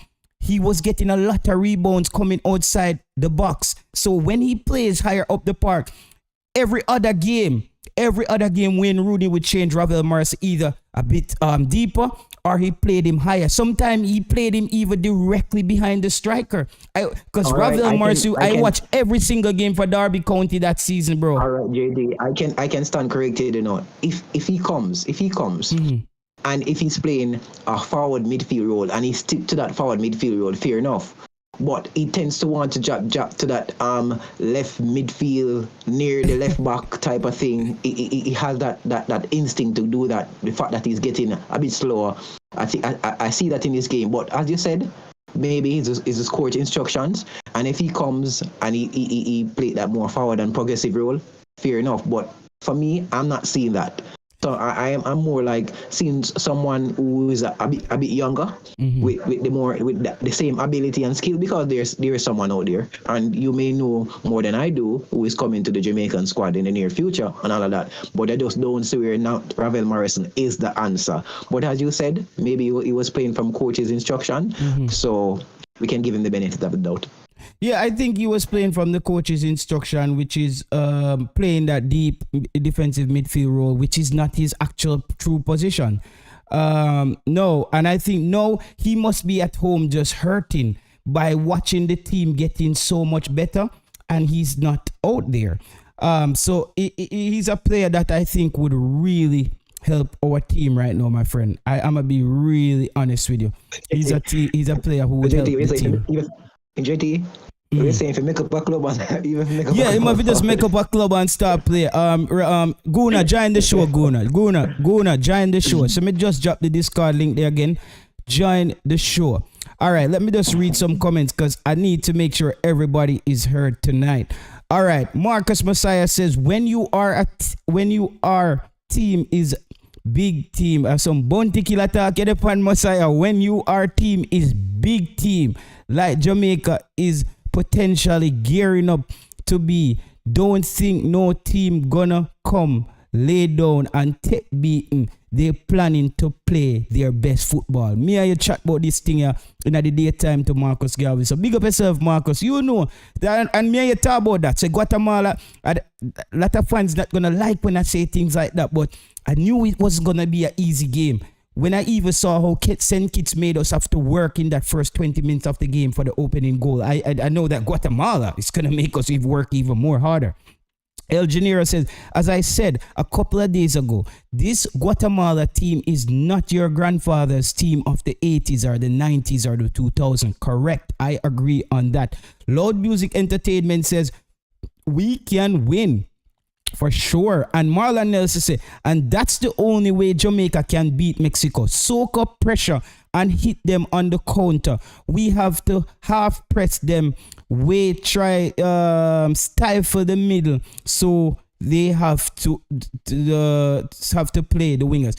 Marlon, I agree with that in some way. I don't want Jamaica to revert back to the old Jamaican style where the only way we can get results from teams like Mexico is when we see if we can hit them on the counter. I think Jamaica needs to go out there and play their game. Play to the coach's instruction. Play on your confidence. Play on where you are as a team and a developing team. Listen, three of the goals that Jamaica scored against St. Kitts, people, was straight off the training pitch. You can see that those goals were rehearsed. You can see, look at that goal that they scored with Jonathan Russell. Leon Bailey, that the back heel pass. Leon Bailey in front of goal. Kahim Paris. Those goals look like something you practice in your training session. And that was very important for me. That tells me that the coach's instruction is finally starting to seep into the players' subconscious. So when they're playing, it's becoming a natural thing to them. However, it's not happening enough, and that will come in due time. As I said, by the Nation League comes around, because this is also another training session camp that's going on. Jamaica is gelling. We're going deeper in the competition so we can work on things and then evaluate ourselves 3 days later in a game. This is a good test for Jamaica. By the time the Nation League comes around, Jamaica should be finally getting it together where we can say, no, we're almost there. As I said, I think Jamaica is playing at 40% of its potential at this moment based on the individual talent that we have. However, with due time, I think that will get better. Says Jack Love, Holgrim's better than Topper when it comes to making changes. Marcus Garvey said, Loud Music Entertainment. Yeah, man. Professional Pro Club said Guatemala was Roxy. Our main problem was the channel running off our forward players when we were looking to make the final pass. But as I said, professional pro club, the coach went with a different formation kinda. Mikel Antonio was the one. Mikel Antonio wasn't holding up play. I saw Demari Gray and Leon Bailey on one side of the field at one point for a bit. Then I saw Bobby Reed making runs from deep in the middle of the park. So that tells me that the coach was experimenting with something. But I think the moment the coach reverted back to what worked for us in the first round, Jamaica looked like the Jamaica again. So I think the coach needs to, I know he wants to work on certain things, but I like it now where we get back to what worked for us in the first round. We moved away from that in the first half, and you can see that players weren't showing up in the same position. I didn't see, Yeah, I was watching a tactical thing on YouTube this early on. So it's like a fluid formation. The formation remains, but the personnel changes. Mm-hmm. So you may see Leon Bailey where Mikel Antonio is, and Antonio where Leon Bailey is. So it's the same formation, but it's just more fluidity where the personnel changes, but the formation remains. Yes. And I think in the first half of the game, though, I didn't see Demari Gray arrived once on the left wing.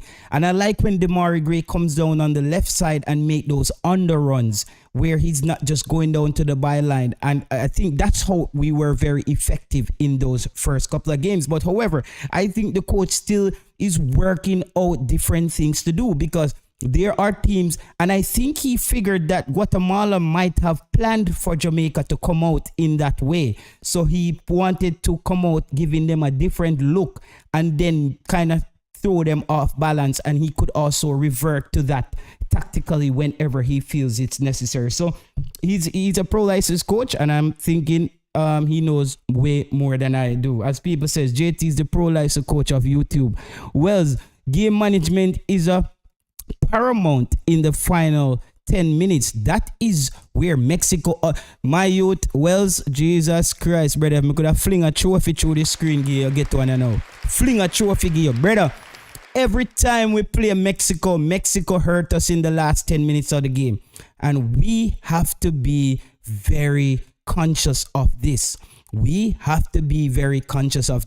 I don't fear Mexico up to the 80th or the 70th minute. I think Jamaica is going to go toe-to-toe with Mexico. If Mexico think they're just going to rely on 10 million fans down there in Las Vegas, it's going to be a boxing match in Las Vegas. And Jamaica is coming out to play in Vegas. Trust me, this is a Jamaica team that believes they can win. This is a Jamaica team that the media and the fans has thrust a certain pressure on Jamaica, saying that Jamaica is the favorites. It's the first time in history of a tournament that I can think of Jamaica entering any tournament as a favorite. And everybody is ringing that Jamaica is a favorite. Amari Bell had the audacity to say in his interview that he thinks we're going to win it. So that tells me that these guys are there to win it. So if Mexico thinks that they're going to show up and we're going to say, this is Mexico we're playing, and we're going to see if we can try to get a goal. No, Mexico, we're going to try to beat Mexico. This is where we have to take the next step. We just passed the test the other day. We passed the practice match test for your exam. Now, the real match are going to come up now. Mexico, as I said, Panama has improved. Panama to me looks ready. Panama to me look like they took another step. They look like they're ready to be up there in the upper echelon of the Concacaf. They no longer look like the Panama who shows potential and just burn out. They look like they're ready to beat anybody 4-0.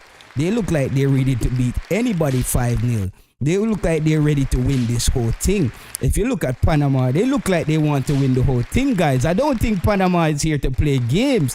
But guess what? I think Jamaica is on the up. I think Jamaica is surging at the right time as well. you don't want to surge too early in this competition. And anytime you're going to win a big competition, you have to win one of those games that we won against Guatemala. Those games are a dog fight. Those games are played in the mud. Them games they playing at the dumpster. Garbage, you feed off of scraps. We won that game. So kudos to the Jamaica national team for getting the win in that game. Jack Love TV says, we need quality ballers. The local ballers, nah, show that. Speng Dong says, think DJ change was more about Lambert not picking up another yellow. I think it was a tactical change because Latibodir was also on another yellow. So the coach could have worried that Latibodir, and I think Latibodir at this point is more important than Kevin Lambert based on how he's playing. So I think the coach was more saying that the game, the two teams were just canceling each other out. We needed another piece on the park that's going to change the flow. That's just my opinion, Speng Dong. Not saying you're incorrect. That's the way I'm looking at it. But where you're looking at it from could be correct. But I think the coach wanted somebody to ball handle a bit more because Kevin Lambert wasn't moving the football at all. He makes the tackle and Latibodir was very inaccurate with his passes, so we weren't getting anything. That's why the coach moved Bobby Reid into the middle to see if we can push play out of the middle and give the Guatemalans a little bit more to think about, not just Jamaica coming down the wings with Leon Bailey and Demarai Gray. So I think that was part of the whole tactics. I think that was a tactical substitution as well, more than a forced substitution. Ravel would have complete this team. I agree with you, Brian Sims. Jesus Christ. Ravel Morrison, bro. Ravel, get it together, bro. I saw you in the comment section and you're bigging up the team, but we need you out there. Well, baller kick 90s. I say 90s. Prophet say, well, against the gonna focus for 100.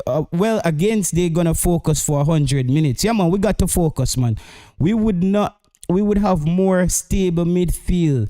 Jamaica 2, CBK Game Dog says Jamaica 2, Mexico 1.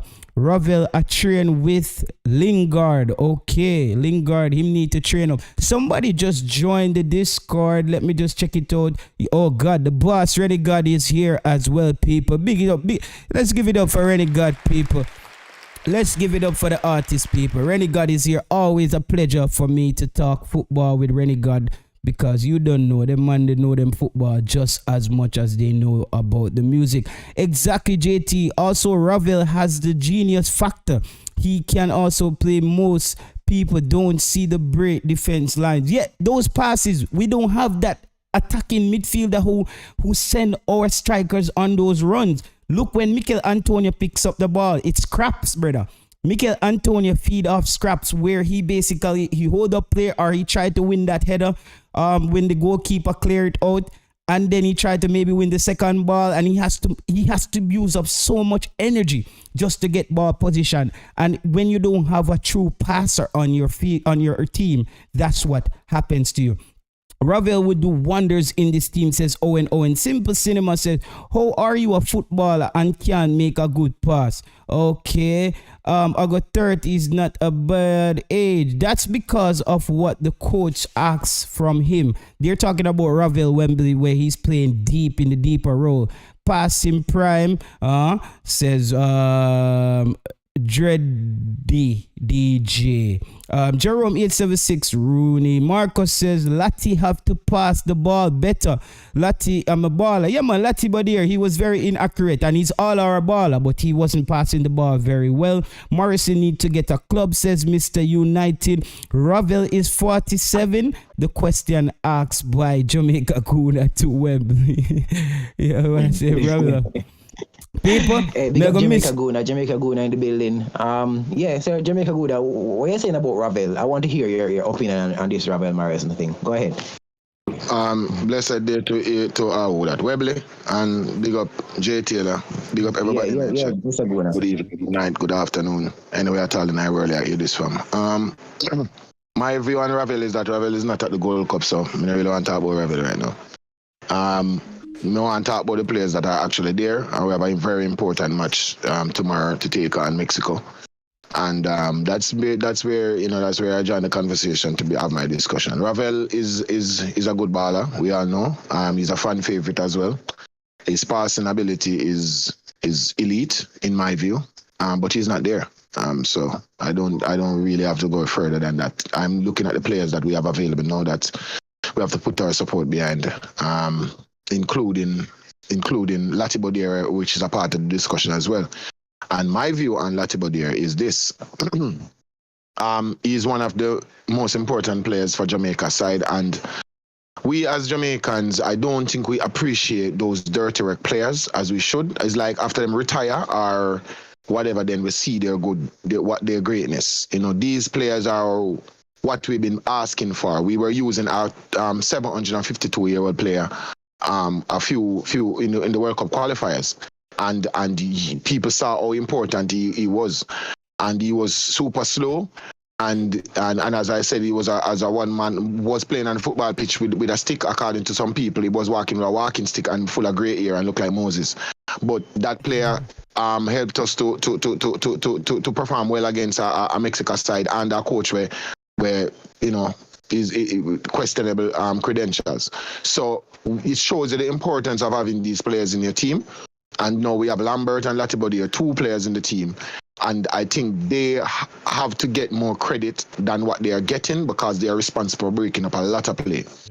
And if you notice the roles that these players, are given, their job is basically to take the ball from the opponent and give it to more creative players in front of them for do the creative stuff, and that is what they are doing. So when you see people reading into a defensive midfielder, you have a variety of. I think the terminology that somebody was trying to is a register, and that's the role that is like a defensive midfielder. They play in the middle of the park, but their great job is not to tackle. Their job is to basically control the game from that position.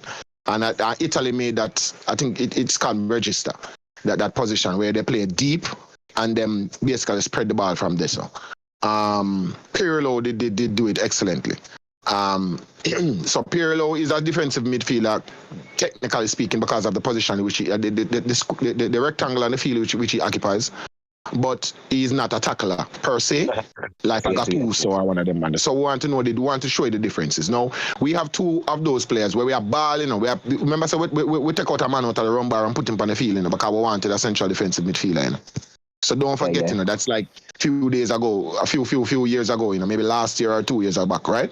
So we need to understand we have got 2 of them now, and we still have to be on the lookout for maybe another 2. Yeah. Because essentially what we want our Jamaican squad to be, we need to have at least 18 top level players competing for a starting berth.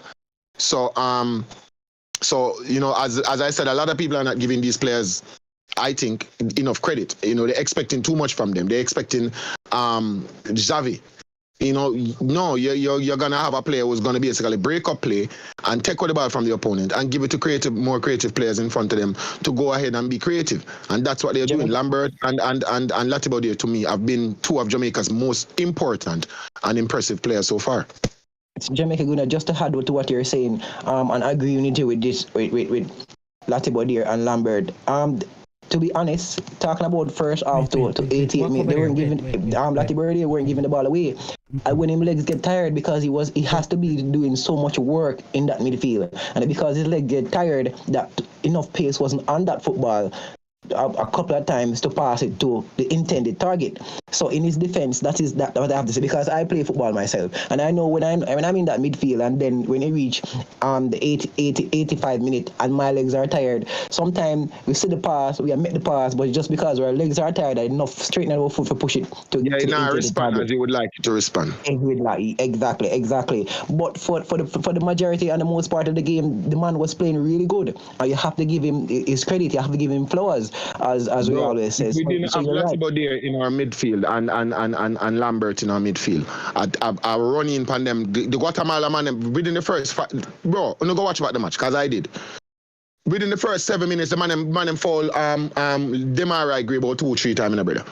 Mm-hmm. At the dark pick up the ball, the man double team him, triple team him, and woof. Them now make him Them now say, okay, pass me and then me and my friend up the road, we are going to stop you. Them not depend that. The man them running for the dog and I wolf down the dog. So the man them forward out physically because listen, if in case a lot of people don't know, Jamaica is known as a physical team, right? So people are going to come out and say, Jamaica, I want to come bad way. Because this is what we've used to win a lot of matches in Concacaf. This is what we have used for years. It's one of our favorite tools, strength and power.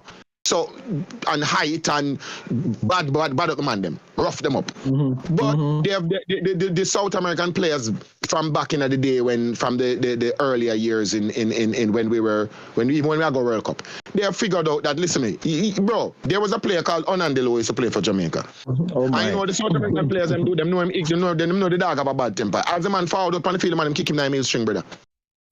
So he can retaliate, get a red card and come out for the field, and they're playing now against 10 players. Jamaica's evolved fast. Now we have players who realize that we are not playing at a professional level. We now go get emotional all the time. But no, so they are coming out and they're trying to play mind games with you. And we have players now in a professional level who are going to be able to combat that. So you will find that you when them come out with that thing, they know what I rough at the man. I saw them doing that. Guatemala and the whole of them country, them run out, them thump you out, them kicking their ear string. At the moment you retaliate, them keel over. If you throw one strand at ear upon them drop like one bomb drop on them, bro. Yeah, so man, I'm dead like them got to work. So and Mexico is going to do the same thing, bro. Them can't physically come up against you physically, man to man, bro. We're going to push them down. Bro, we have a bulldozer up front, you know. Our number 18 is a black, gold, and green bulldozer. Oh, my. Bulldozer and crane. And a crane, and a truck, and anything where you want to call it. Every duty equipment. Jamaica Guna, on the way to the byline, a 3-man bouncing at him and dropping up. On bro, the way to the byline. Push the man them out of the way, my God. The man is easy. The man is a bulldozer. The man, bro, a triple team. I'm a triple team. Michael Antonio, MG. So why you think so when you triple Michael Antonio, can knock out the ball to a man? We can tap in a ball from easy. Cut the man running from the dog. So we have to understand that we have the tools that we have in our, and I agree with Jay Taylor with this, bro. Bro, it's the most accurate statement. We are operating at 40%. Yeah. If this team was to hit 60% or 70%, America first team in a problem in my youth. Oh God. I'm in a sell gas, and the man know that. No, so me is a man in a talk gas. If this team that we have was to hit 70% of our potential, we're not for the 100, 70% of our potential. USA first team, the one who do all like big ball and then follow our ball again, they're in a problem. Because if we decide to tap into our physicality and our pace and our power and the player quality that we have, they're in a problem, bro. Remember, we have 4, I think, or 5 Premier League players and when you hear about Premier League, we watch Premier League every weekend and we just have it as Premier League. But when we're looking at it in context and seeing that this is the league, Nottingham Forest on them side there, where we would call them side the rock side. Look at the budget that them spend. Look at the money that them spend. That can buy a country. The apex of league.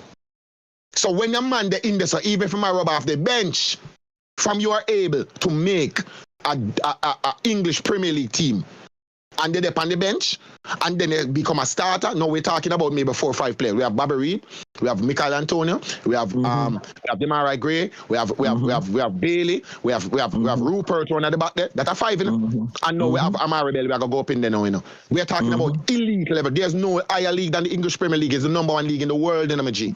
Which is right. To talk about the English league side, so we need to understand context. Talk like feel like English league, just because we watch it every week. Jamaica Guna. So now you're here. I wanted to just ask you this question before JT come back in. Talk to me about the trajectory, the progression, the possible progression where you see we go in as short as the Nation League. Talk to me about that. What do you see from your little crystal ball from where you're sitting? All right. This is what I see. We can go in and try win the Nations League. We're at the semi-finals now of the Gold Cup. A lot of teams that we see in the Gold Cup are we're going to see in the Nations League. But Guna, one thing, keep in mind that the Nations League, most teams tend to bring their strong team as well, all the teams.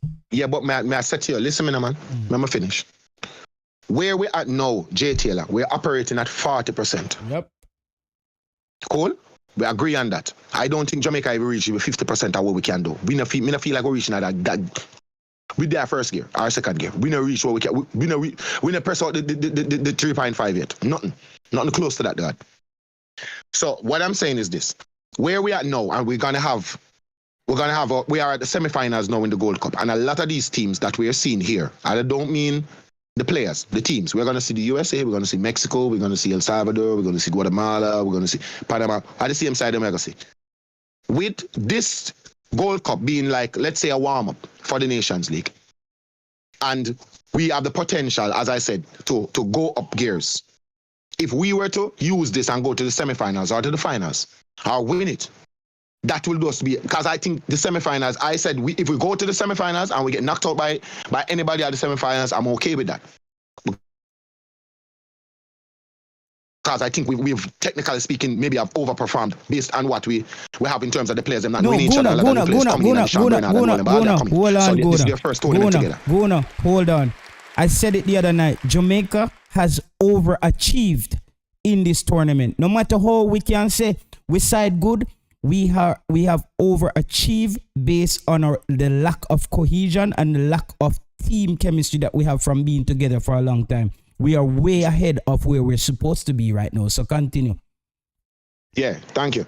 So where we are at now, imagine this team going into the Nations League where the players them know each other now, but all of them know say alright where we. I remember all our human beings now. So the dog them link up half year too when we not see them and them go party together and them chill. Because when me there in England and me I do my concert, I be a ball at the backstage. In a VIP, I'm going to link the man them, yo dog, are you name Riri? Yeah man, I mean name Riri. And they do because as it is, once you're a Jamaican and you pull up somewhere and there's a lot of Jamaicans there, you're gonna, if you pull up Antarctica and there's one Jamaican there, you have a show at Antarctica, that one Jamaican there got there. That's how Jamaicans are, right? So when me there in England, the whole I ball them pump. And I was working close to Chelsea Stadium.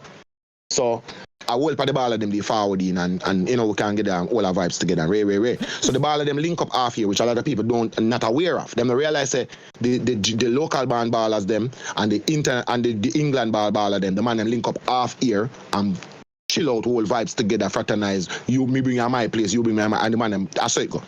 So with that chemistry building, and that is the important part of team chemistry. People knowing each other, reason we're together, and it builds team chemistry. So the whole of that is going to be, we're at the semi-finals. I think so. We can at least go to the semi-finals of the Nations League when every team is bringing their top team. Like the only two teams that I see that is not bringing their top team is the USA and Canada, right?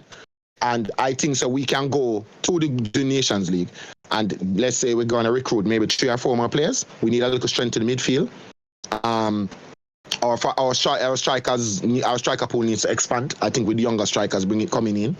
But we need a bigger striker pool, I think. Defensively, I think we're solid. I think we're solid moving forward as well. So we have made a tremendous discovery in Dejan Bernard. So we have a great discovery there. We have now 3-4 top level players at centre half where we can utilize. I think this will be the last competition for Maps. Great player, absolute legend in Jamaican football terms. So we're looking good going forward. Just need probably 3 or 4 more pieces, and I think we can challenge anybody in Concacaf. I don't think the USA is highly superior to us, and I don't think so at this moment in time. Balogun is a better striker than Michael Antonio at this moment in time. I think he may have potential to be better, but at this moment in time, I don't think he's better. And that's an argument that a lot of people will have, but in my view, I don't think he's better. I think we have strengths right across the pitch that can hurt any team in Concacaf and can beat anybody in Concacaf.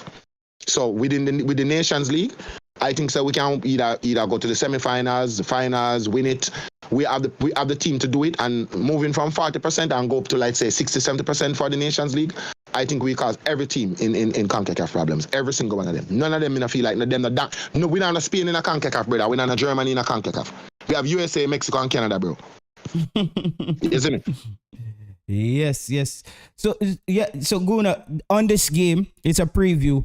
On the Mexico game, how do you think Jamaica needs to approach the game? Because I think we need to start the same starting lineup where we have Lambert and Latibadir just steadies the ship, and then we start to make our tactical adjustments when we move along. You and Webley can talk about that. Webley, you want to go ahead or you want me to start? Yeah, man, go ahead, man. I kind of touched on it earlier, so I want to hear from you first. All right.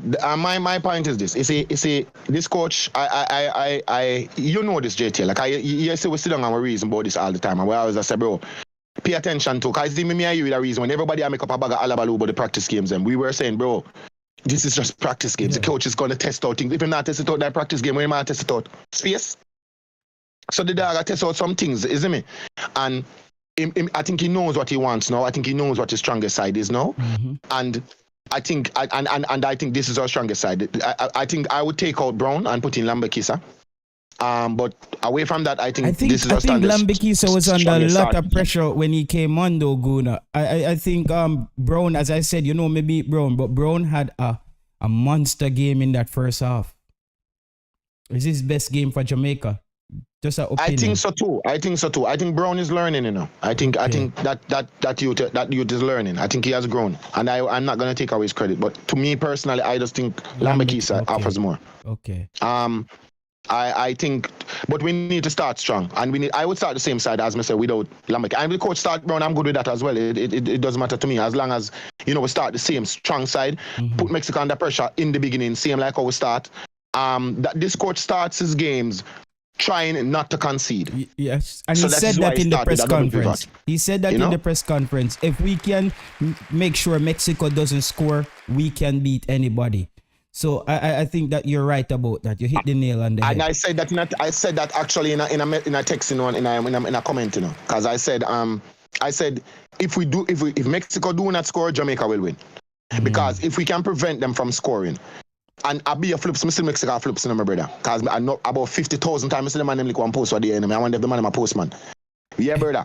So I think so we have the ability to hit them with strength and playing long. I think so we have to play some long ball. I think we can beat them in the air. I think we can beat them with strength. I think that we can beat them with directness. If we're going to try to outplay them, we are going to lose. Yes. And that's facts. If we try to put on the ball and outplay Mexico, we will lose the game. We have to hit them either on the break or we have to hit them with some long ball.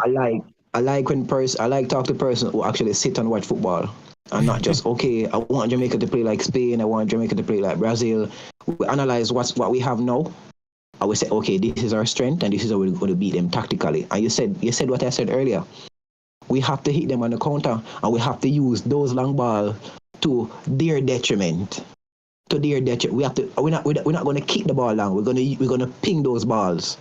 We're going to ping those balls to Leon Bailey. We're going to ping them on Mikel Antonio and get the flick on. And we're going to ping them to get them to Damari Gray. And that's the way we're going to beat this Mexican side.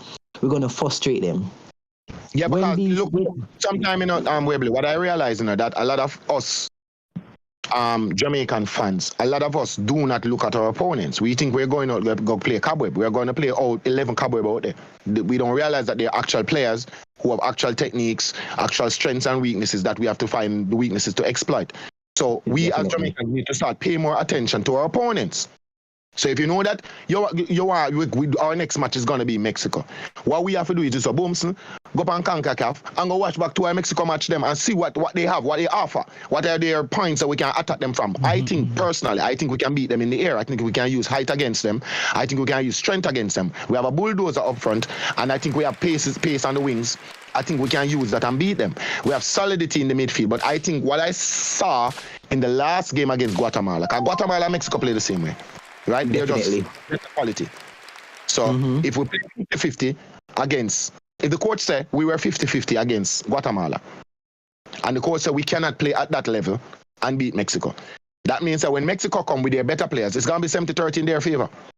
80-20 in their favor. So we cannot allow that. We have to step up our game in order to reach the level where Mexico can bring, because Mexico have better quality players and they play a better brand of football. But they play very hard.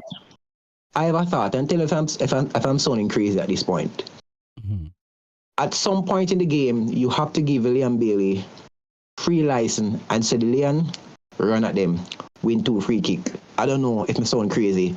Run at them, win a couple of free kick. Because then we get our taller players in the box, bomb some balls in the box, put them under pressure, and see if you can win the second ball and score a goal. For me, son. Yeah, your son. That's that. As I said, that's what we have to use. If we ever put on the ball and try to pass and play tiki taka, the man might kill we, bro. We have to use our strengths against their weaknesses, bro. I don't think they're the best in the air. I think they have a weakness up there. I don't think they can. The physicality suits them. I think they have a weakness there, and we have to exploit those weaknesses. I think that is what we have to do. So you bring up an interesting point. I think the coach did that in the which game it was, the St. Kitts game. I think he did in the Trinidad game and the St. Kitts game where he allowed Bailey free room. Yeah, make him do anything we want to do. But here is why with Bailey now. Bailey doesn't want to get injured, so Bailey not putting himself in a. So Bailey is a menace, you know. But because he has become more professional now, and you have different ways of playing now. But I would like to see the Bailey that I saw at Genk. Because I saw him live one time at Genk at a practice game. And the man is a menace. The man is the ball. The man is the Demarai Gray. Where is the Demarai Gray now? Pick up the ball, looking at the defender and just run at him. Brother, you have to kick me down. Me now stop, you have to kick me down. And that is the Bailey we want to see in the game tomorrow. Pick up the ball, run at the Mexicans. The only option I have to kick it down. And make sure that they're close to the box so we can get some free kicks around the box. And hopefully we can have a very good at free kick. We have a Bailey who's very good at free kick. We can see we can finish some of them there. Yeah, I think the semi-final matchup, the fact that we're now in the semi-final and the vibes in the camp, I think and I'm hoping that we just recharge him, as I said, Jamaican Guna, to get back that fearlessness back in him to just run at them and say, you know what, you have to go keep me down, you know. You have to go keep me down because I am coming at a train speed and you have to go start and stop me. But that Bailey's been doing. I see less of that in the Guatemala game, but I've seen that in the St. Kitts and the Trinidad game. I saw him picking up the ball and running at the defense, and that's no business. So that vibe there, one more, because he has the trickery, he have the pace, he have the power. He's not weak. He's a strong player. So him can cause a lot of problems. And Bailey can be the person that can unlock this Mexico team, because if him keep on running at them and then we have a bulldozer up front, because them man have problem with Michael Antonio. Everybody in Concacaf can see that. He's a menace. He hasn't scored, and yet still he's one of our best performers. That says a lot. Yep. For a striker not to score, and yet still him have an assist, but him no score no goal yet. But he's been a menace, brother, because him drawing out. When him pick up the ball, two man after double team him. One man can't mark Michael Antonio that you want to push them and run past them. Yeah. So the dog, every time two man attack him, there's one player that is out of position where we can utilize, and that is what the dog has been doing. What we can also do, bro, and I think the coach will also think of this. When I tell the NBA if you do that for 15, we say, all right, the NBA does drop off a bit, drop no central, and then send them your time. So you just keep on working them. It's like no rest for them. Rest for one of our players, but no rest for them.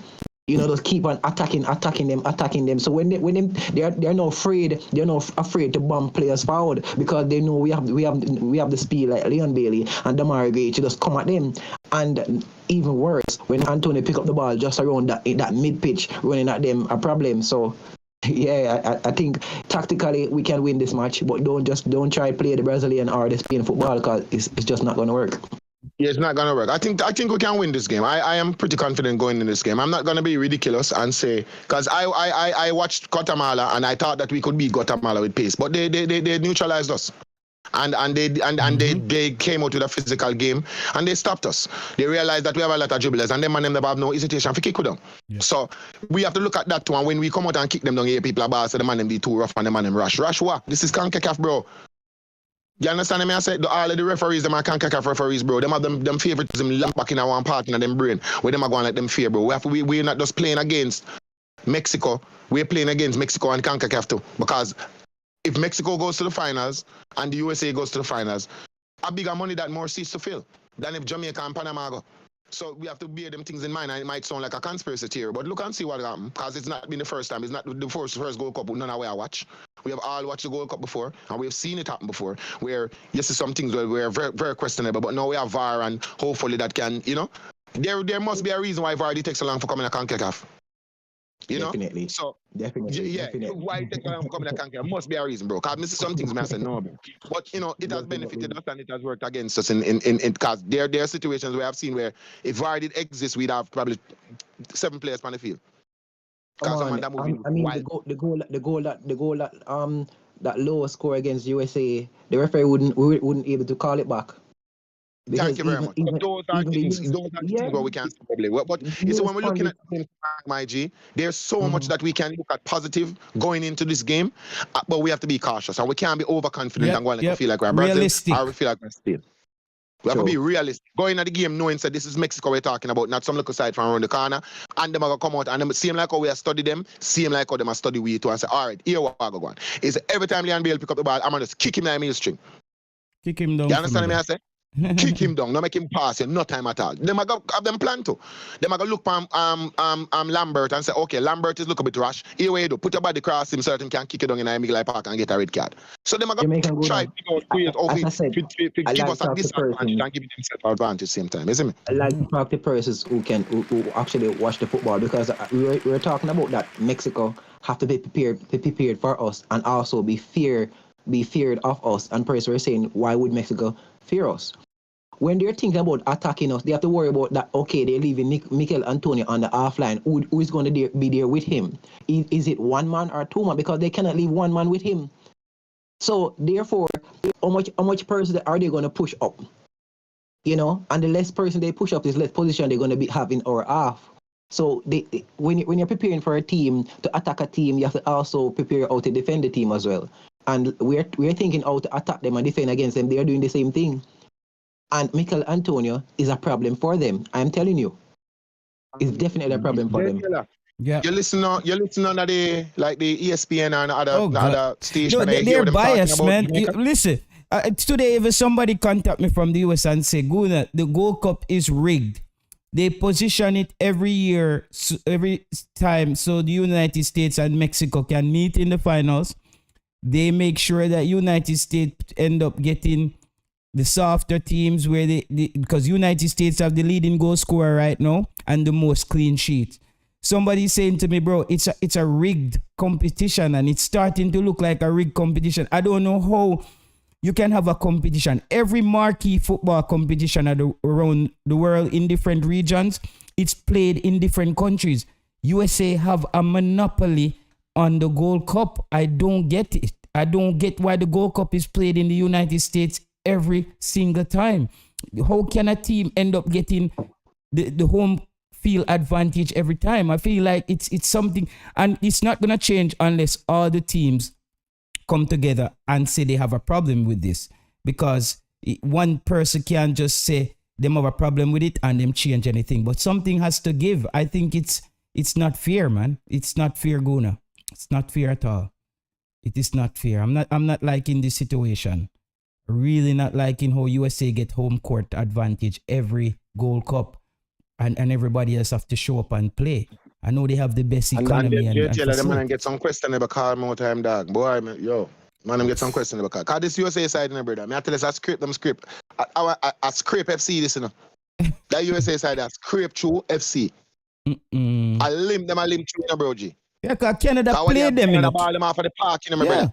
Canada I want played them. watch them. Canada played them. They didn't just beat up Canada. Canada play from Gold Cup start, J. Yeah, Taylor. the best game. I thought that Canada deserved to win that game. Canada should not win it. Yeah. Canada ball them off of the park, bro. Canada deserved to win that game. They did not know how to close out the match. That was they did not know how to close out the match. That was the issue. But let them come. Let them come. All the better. But them not. USA pick up 3 or 4 from Panama. But Panama, I'm afraid of Panama. Jesus bro, Christ. I'm afraid of Panama.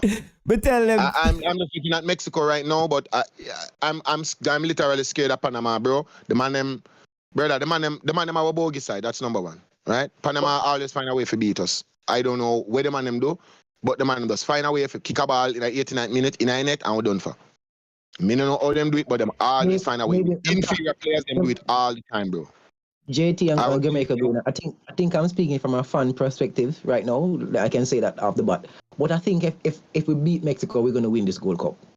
I don't know, just the energy. Yeah, man. Just the energy. I agree. I can agree with that. I don't care who is in the final. I know Panama is playing good. We have to give them back. We have to, call a spade. But I'm saying, if we beat Mexico and we reach the final, the Gold Cup is ours. Just the pure fight that we're gonna have in us. I think that will bring us over the line. That's just my take. I agree. I think and the confidence level would be beaming. We will be beaming.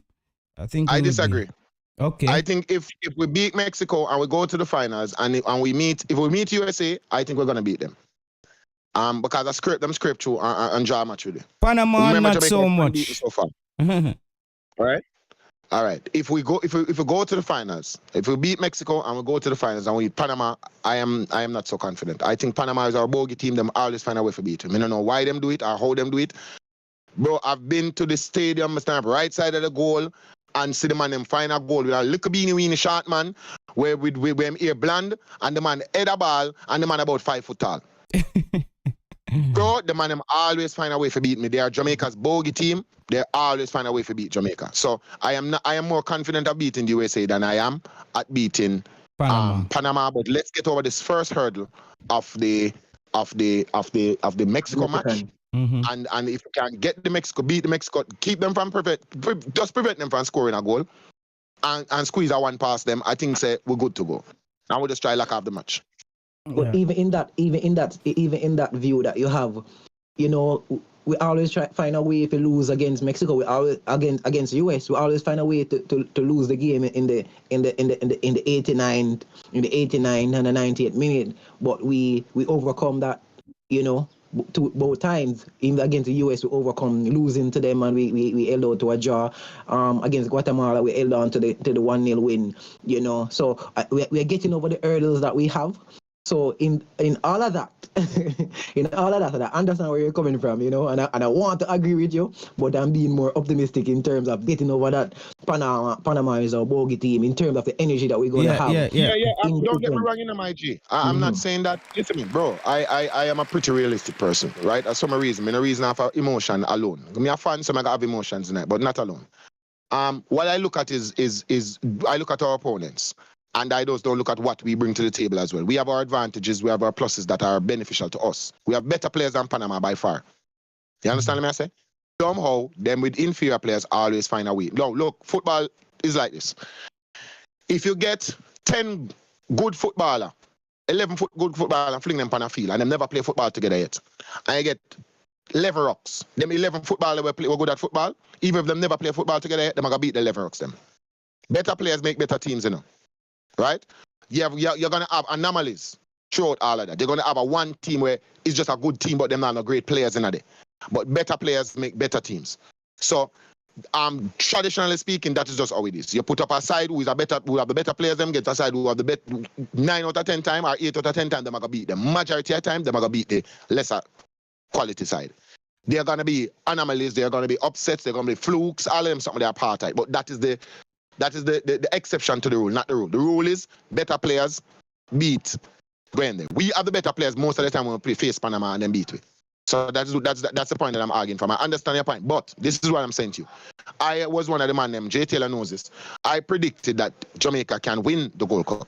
I think we can win it. I think we have the team to win it. We have the players to win it, sorry. But I don't think we are where we want to be as a team as yet, but I think we have the players to do it. And that's the advantage Mexico has over us going to this game. It's just they have a team. We have a team of individual players who's trying to figure it out.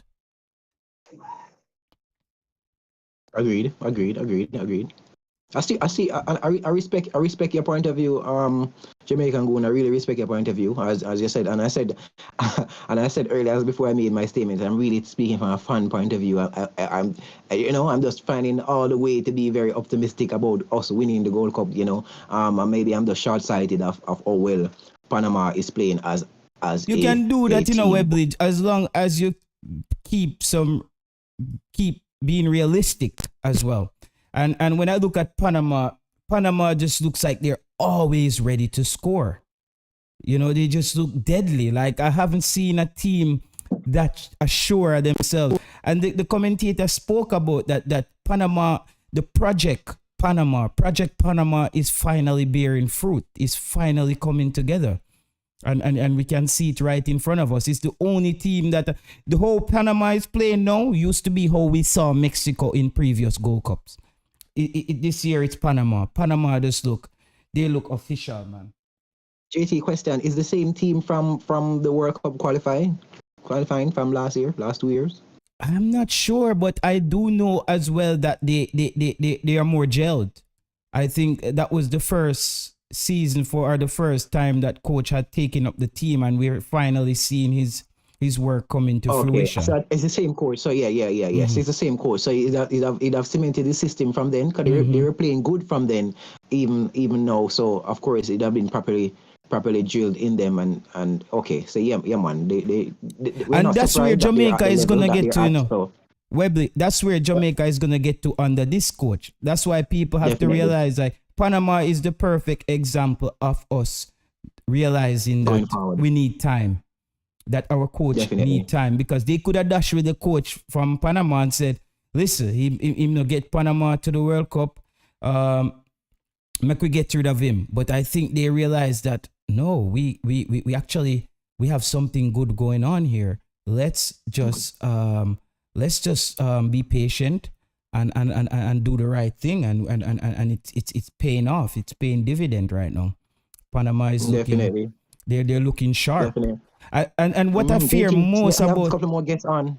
Before you go on, JT, you have a couple more guests. You have Marlon and you have Sanjay. go ahead Marlon, and sorry about that. Go ahead. Was just editing something. Go ahead, Marlon, and I'm not looking at the screen, I'm just speaking. Marlon, is he muted or unmute? He just unmute just now. Yeah, man, go ahead, Marlon. Everybody, man. Yeah, man. As a touch on what you guys are saying about Panama, right? Christensen is just finishing off what the brothers they started, Julian and Deliver, they started from 2006. That campaign. That's where they started off as players to really make Panama as a marquee team. Those are the two players that anybody who know about football, those are the players anybody follow football in those times from 98 coming up. Those are the two guys who were playing La Liga. Yeah. For Panama. That's the two ball head coach them, right? The two brother them. Yeah, man, the brother them, yeah. Right? So they were the ones who basically started to revolutionize Panama football as players. They came back as coach, started 2015, right? Came in Jamaica, draw with Jamaica 1-1 in the stadium, 2012, right? They didn't make it to 2014 World Cup. However, they embark again 2018, Panama went to the World Cup. And after going to the World Cup with a lot of the veterans, Tiaga and Blas Perez and all these guys, right? I thought they being loyal to players who former players, their former teammates as coaches, they basically brought them to the World Cup. Didn't bring a lot of the young players. But Christensen came in, a project was already there, right? He has still all the veterans there, the Eric Davis and Harold Cummins and all these guys are still there. Gadai and these guys are still there, same way. Quintero. Basinas was a young player. The guy that scored the hat-trick there, Ishmael Diaz, is a player that I know personally from he was 17. Right? So he's a guy that went to Porto after he destroyed the Concacaf Under 17 World Cup. Got signed by Porto, was in the B-side for a while. Been around the whole place. Now, I'm happy to really see him. Right? That's a guy who was there playing against Alex Marshall and all these guys. So I'm happy to see him now finally getting his chance, making his mark in the Gold Cup. Right? He's someone that I'm always asking his brother, where is he? Right? Okay. Went into Ecuador, Venezuela to play, and now he's making a name for himself. So they have a project. Thomas Christensen does come in, got the project that they were doing, right? And he came in with his pieces. What he do, he made a more stable team. Because before, I think they were not organized, right? And they're working on goal scoring. What they used to have to match up with Jamaica every time. Because majority of the time, the only time I see Panama beat Jamaica and outplay them was the World Cup qualifying stadium. Right? That's the only time Panama have outplayed Jamaica and beat them. Every other time, I remember 2006 World Cup qualifier. It's always tight, Marlon. It's always a tight game. No tight game. Jamaica like 37 shots. And Panama 3. Julio Alvarez and Roberto Brown. Those two guys used to kill Jamaica. Right? They played again after. One header from Julio Alvarez. I remember going to Panama with them with Drew Trial, Marlon King and Mika Hyde. Right? For the same 2006 World Cup. So majority of the time, they get the better of us, right? They soak up the pressure. right? They so call the pressure, hit us on the counter. Denny Valdez always there with a head of Roberto Brown. But now they're more complete team now. When I tell a person that I have Panama as a fourth best team in Concacaf, they're looking at the players that we have, right? Panama has a team, right? They don't have the star-studded players. They have a team. So they can compete with any of these nations here. Most of the time they don't win, right? But you saw in the National League, they were toe-to-toe with Canada, right? They went toe-to-toe with Mexico in the semi-final. When I tell a person that if they win the Gold Cup, I won't be surprised. I had us go into the semi-final, right? Because we might say we have players that are physical. Remember who we are playing up against? Mexico. Mexico plays one of the most physical football that is in world football, international football. Right? If you're talking about dirty football, Mexico can't go down anybody. Oh God. Right? Oh God. The whistle Arturo go work. Alvarez, Alvarez is ranked as one of the most aggressive midfielder in world football. So we can say yes, we have players that are strong. I was listening to some talk show last time. Mr. Butler was saying that the guys are big and strong. We are bigger guys than them. Montes is bigger than all the Jamaican players. No, the Mexicans know how to neutralize that, Marlon. They know how to deal with that. Them center half and our ball them my same height, bro. No bigger than bro. But that's the only way that you can beat them.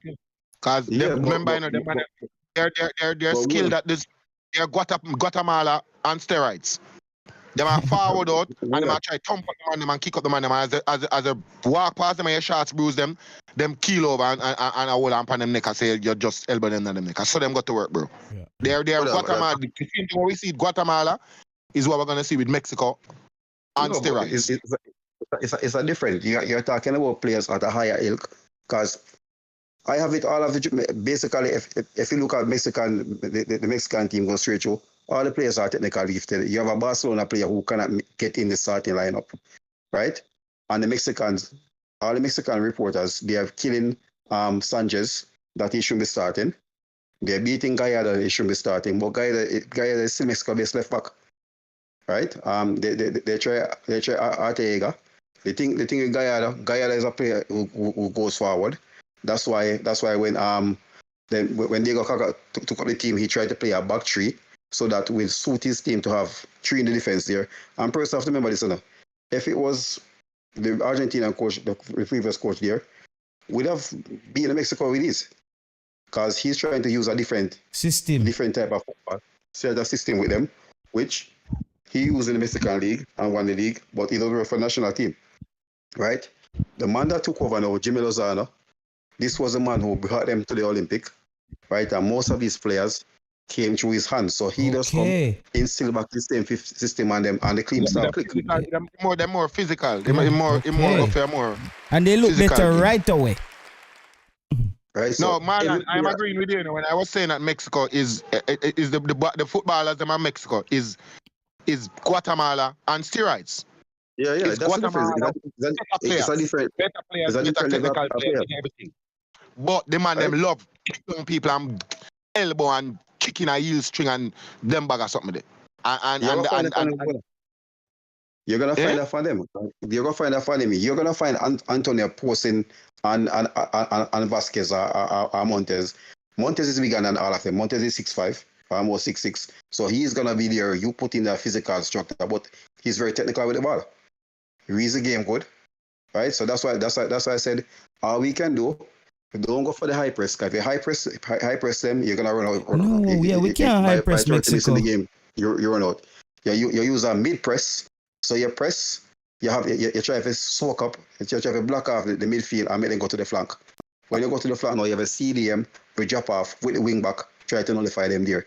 When you win the ball, 1, 2, 3 pass straight to the wingers. Hit them where because the wing backers are gonna come. Mexico will never change their style of play for anybody they're playing. We saw it in the World Cup, they play against Argentina. They opposite Argentina to Argentina, what the Argentina drop now. Drop in a mid-block, get the ball and hurt them on the counter. But Marlon, can you say what the coach said is finally now what's going to take precedent? The coach says watching them in the World Cup, they played very well, but they were a bit overly ambitious. So this is now going to pay off for the coach actually soaking up their style of play and doing his homework. So I think this coach, and one thing that Shamar Nicholson has shown throughout his coach's career, coaching career is that he's able to evaluate teams and strategize how to play them.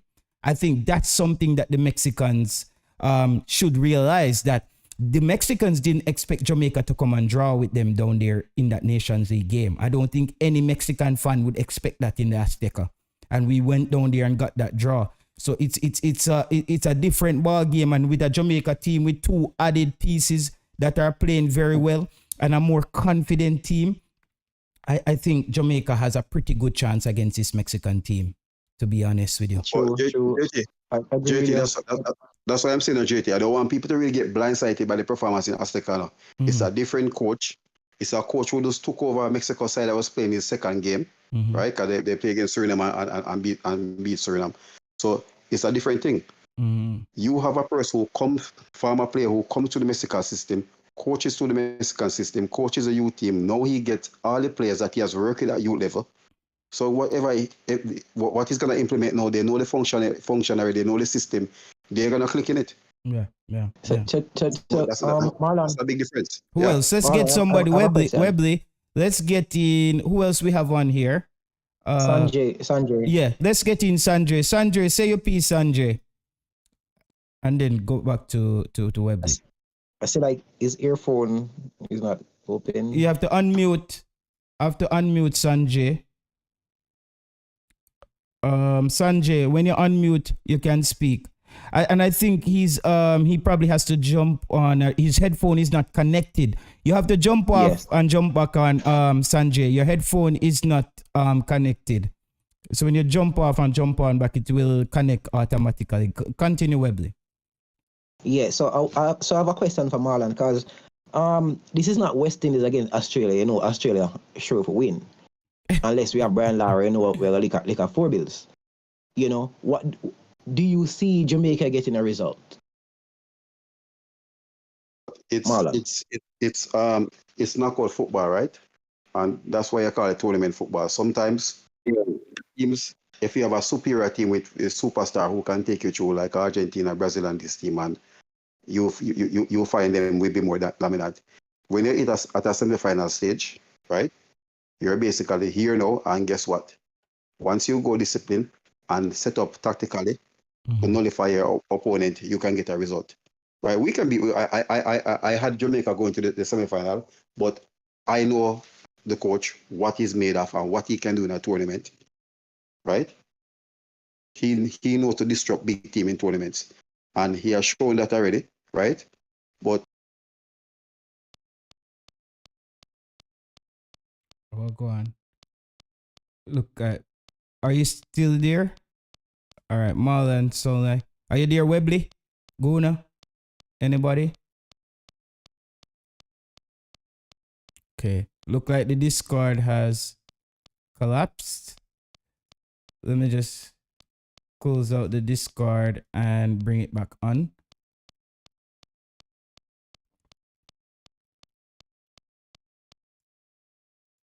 Hold on, people. Look like the Discord has came up with a bugger.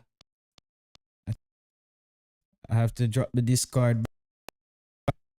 Sorry about that, guys.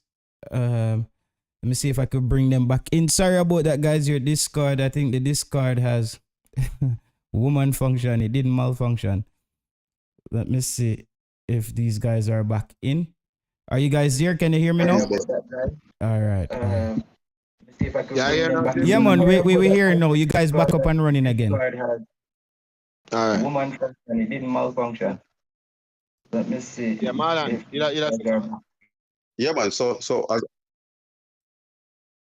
Continue, Marlon.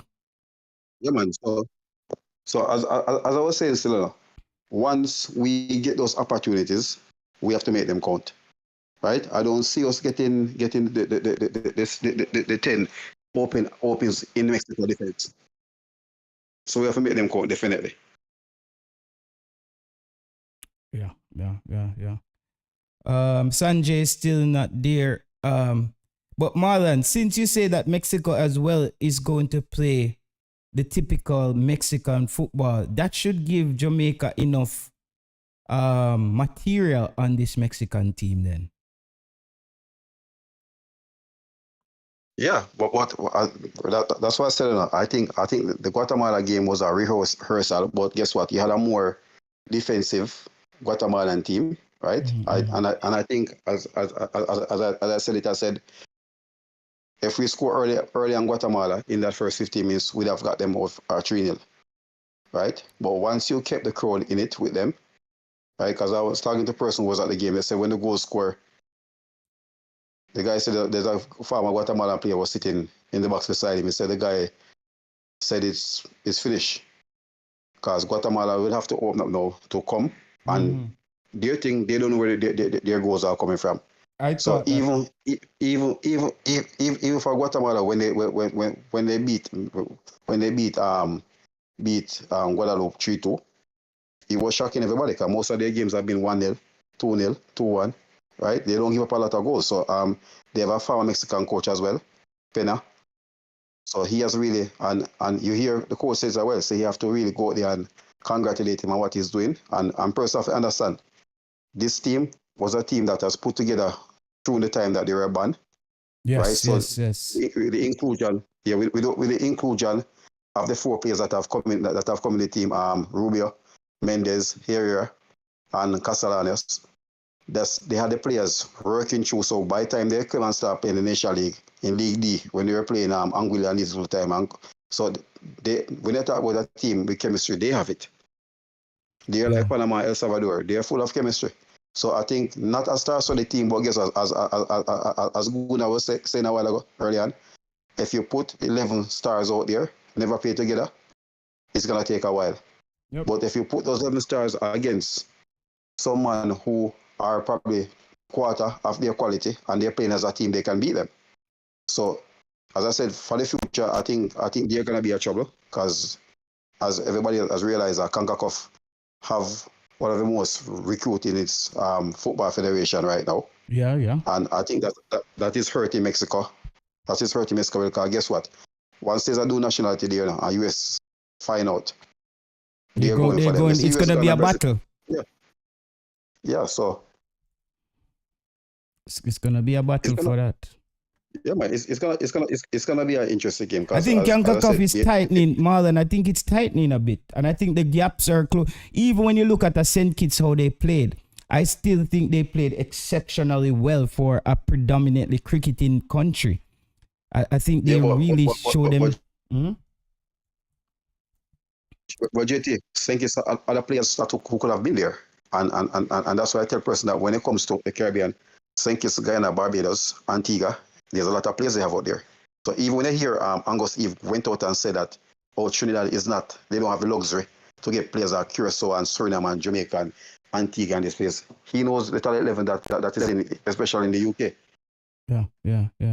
They just don't have the quality anymore to recruit. I think Trinidad getting that ban they took a big hit. I think they took a big hit there. And that's one thing. They got a normalization, right? So FIFA was actually running that, they clean out everything. So it affect them. But Guatemala had a 4-year ban. But Guatemala, with a 4-year ban, they went with a plan, the federation, to come back, structure something and come back, and it's working out for them. So some of the time, when you get a ban, and if you don't come with a plan there, to say, guess what? We're not going to play in the Concacaf Champions League and nothing at all. But what we're going to do, we are going to play our local league. When our players are here, we have them in camps. But when we get a chance to play, right, it's like a unit already tight knit and ready to go. Everything, the chain is ready. Every link is there, ready to go off, and it's working for them. Yes. I think. So what's your prediction, Marlon, on the game? What's your predicted scoreline?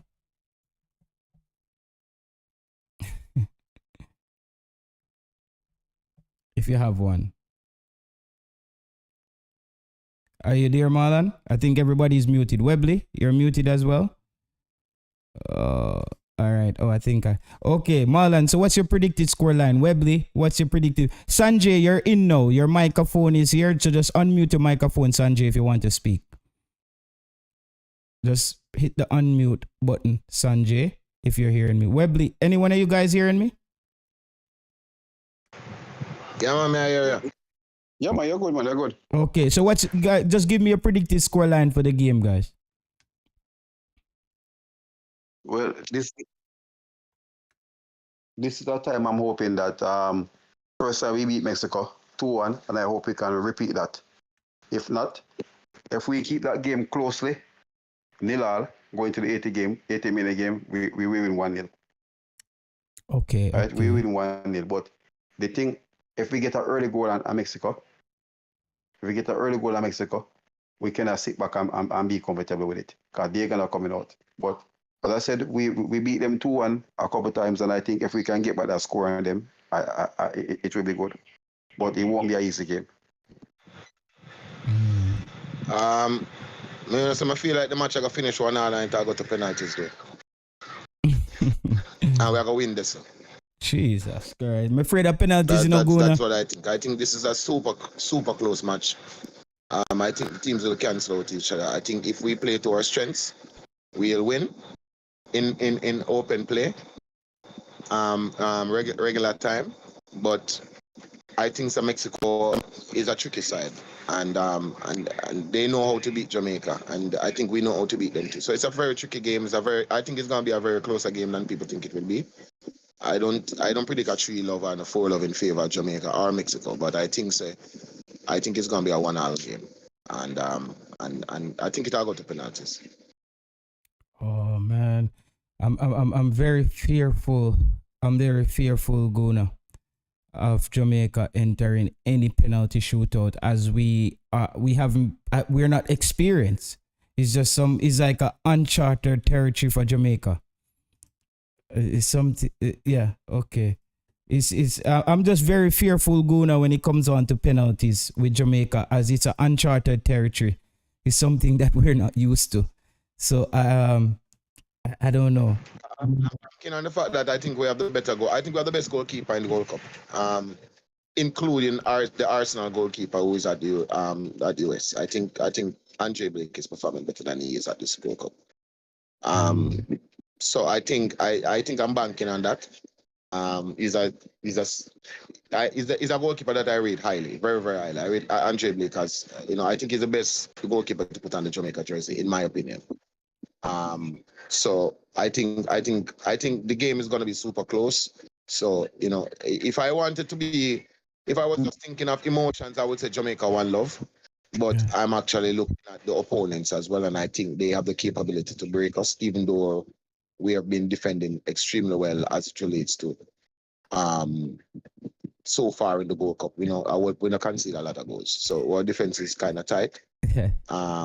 But I think they have the capabilities to breach us. And if it happens, I think we have the capabilities to score as well. So that's why I say 1-0. Yes.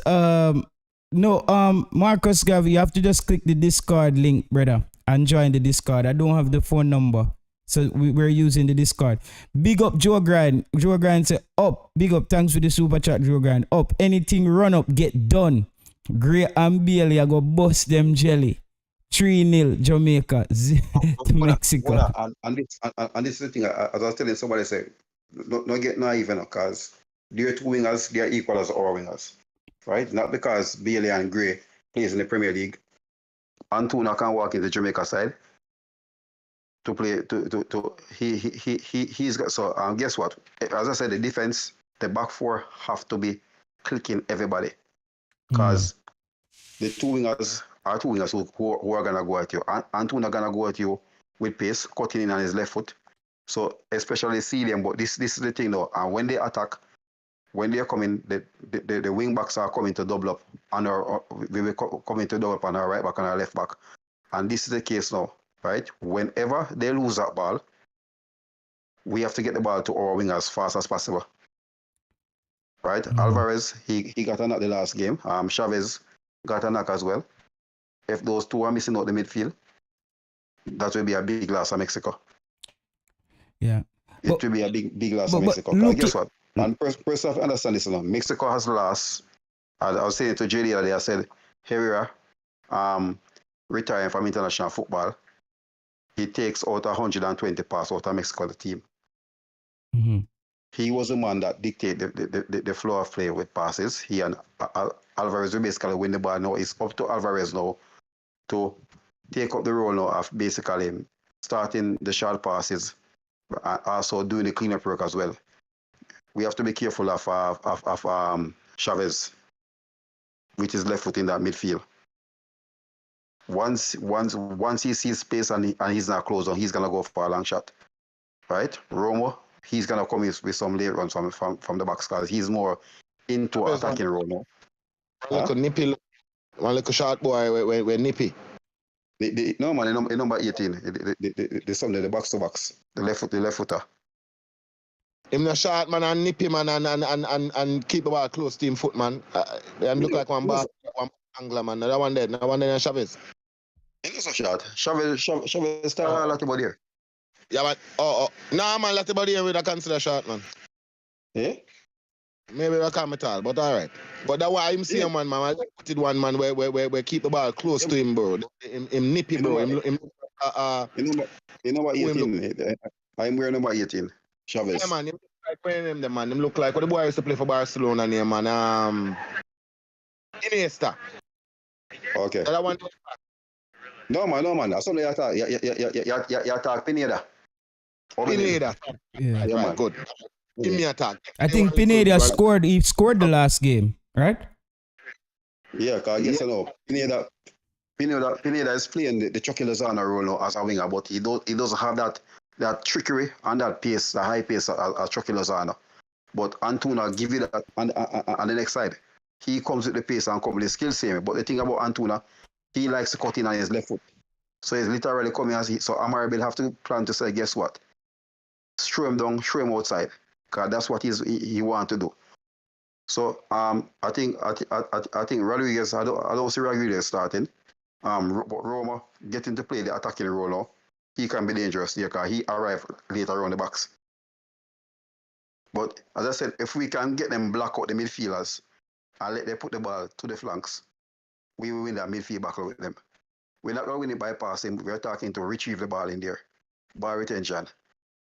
So when persons are saying that we can go toe-to-toe with them, there's not even the US. When the US beat them 3-0 the other day, US will go toe-to-toe with them. US press them, and that was the thing. And when persons are saying that we can go and press Mexico, I said Mexico has mastered the art of pressing.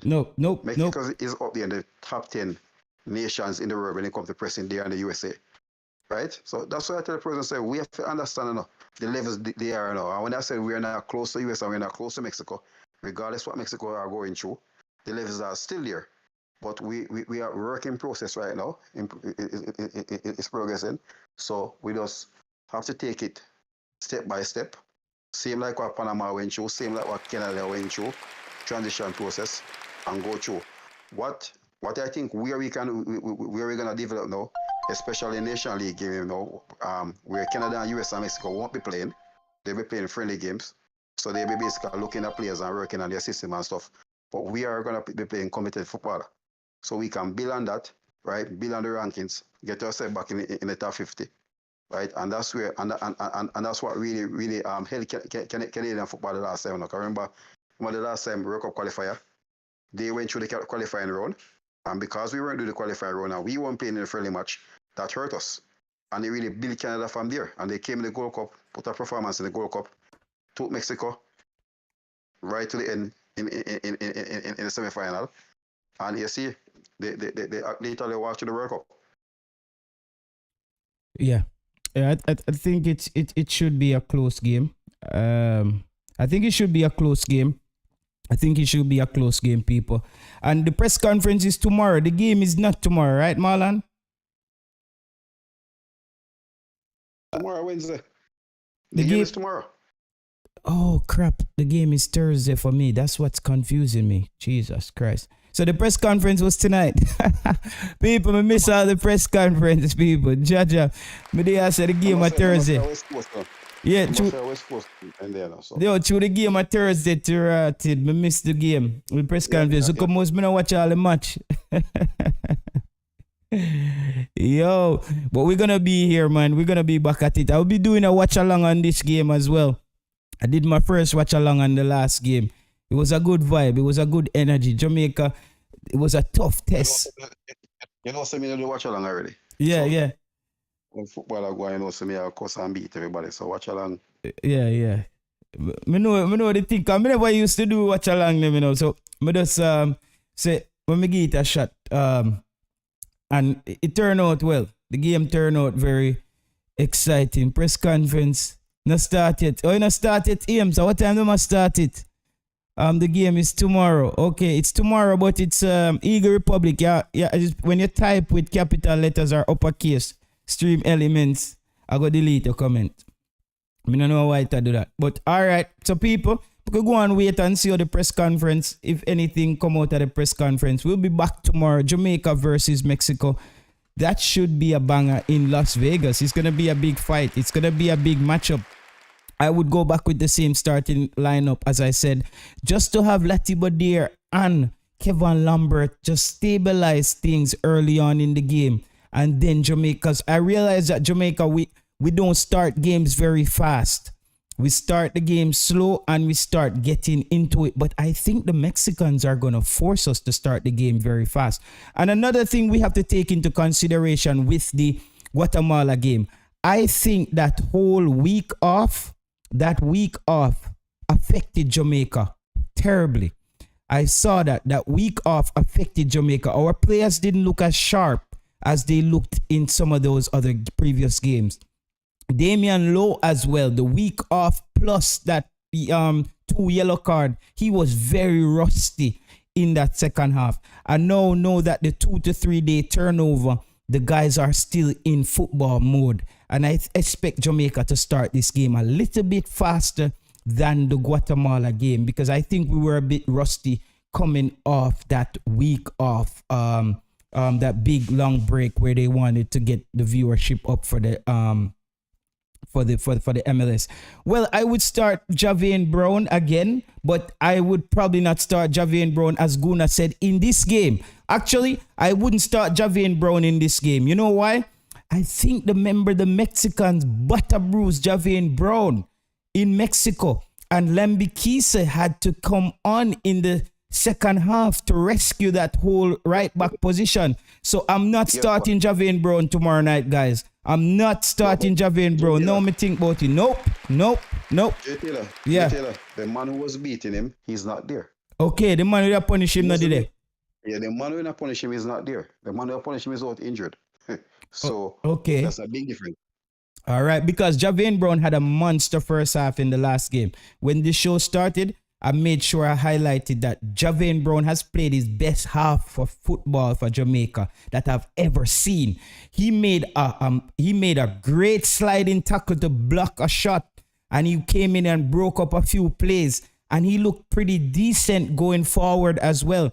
Amari Bell, I like what I'm seeing from Amari Bell. I think he's getting a bit more confident and trying to push in more in the advanced areas. Even as the coach said, Amari Bell shouldn't have been where he was when he scored that goal. But I noticed in that game that Amari Bell was hell-bent on going a bit more forward. And that's something we wanted to see a little bit more from Amari Bell. Don't want him to overdo it, but he has the capabilities. I don't think he has to sit back all the time, because his ability is very good defensively. He's composed, as what the coach said. Amari Bell is that one player who is never going to make a mistake for you. He's just consistent, and we saw that.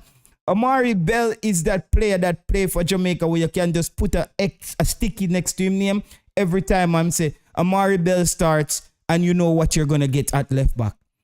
And that's what we want in the defensive. We know with a Damian Lowe up till this day, Damian Lowe being very important, there's always a question mark. Which Damian Lowe are we going to get?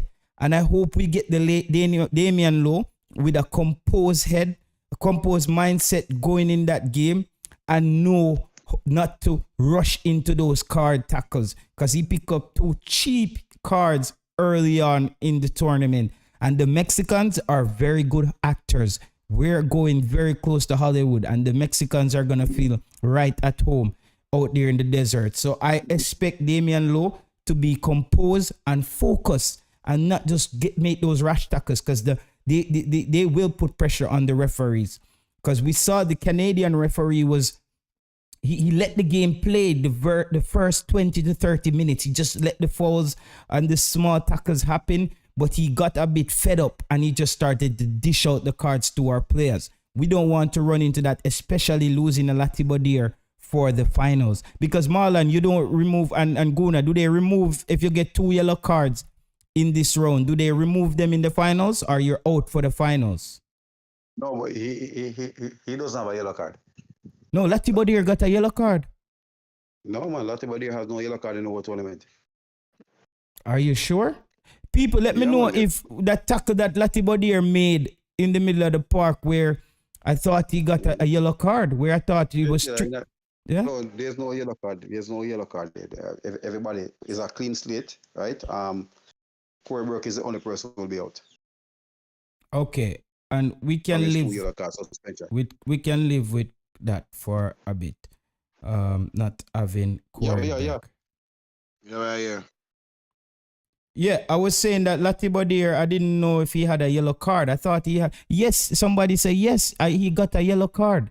Marlon, he picked up a yellow card on a hard tackle in the middle of the park. Because I remember saying on stream, now 3 of our tacklers have yellow card. Yellow card, Lambert, right?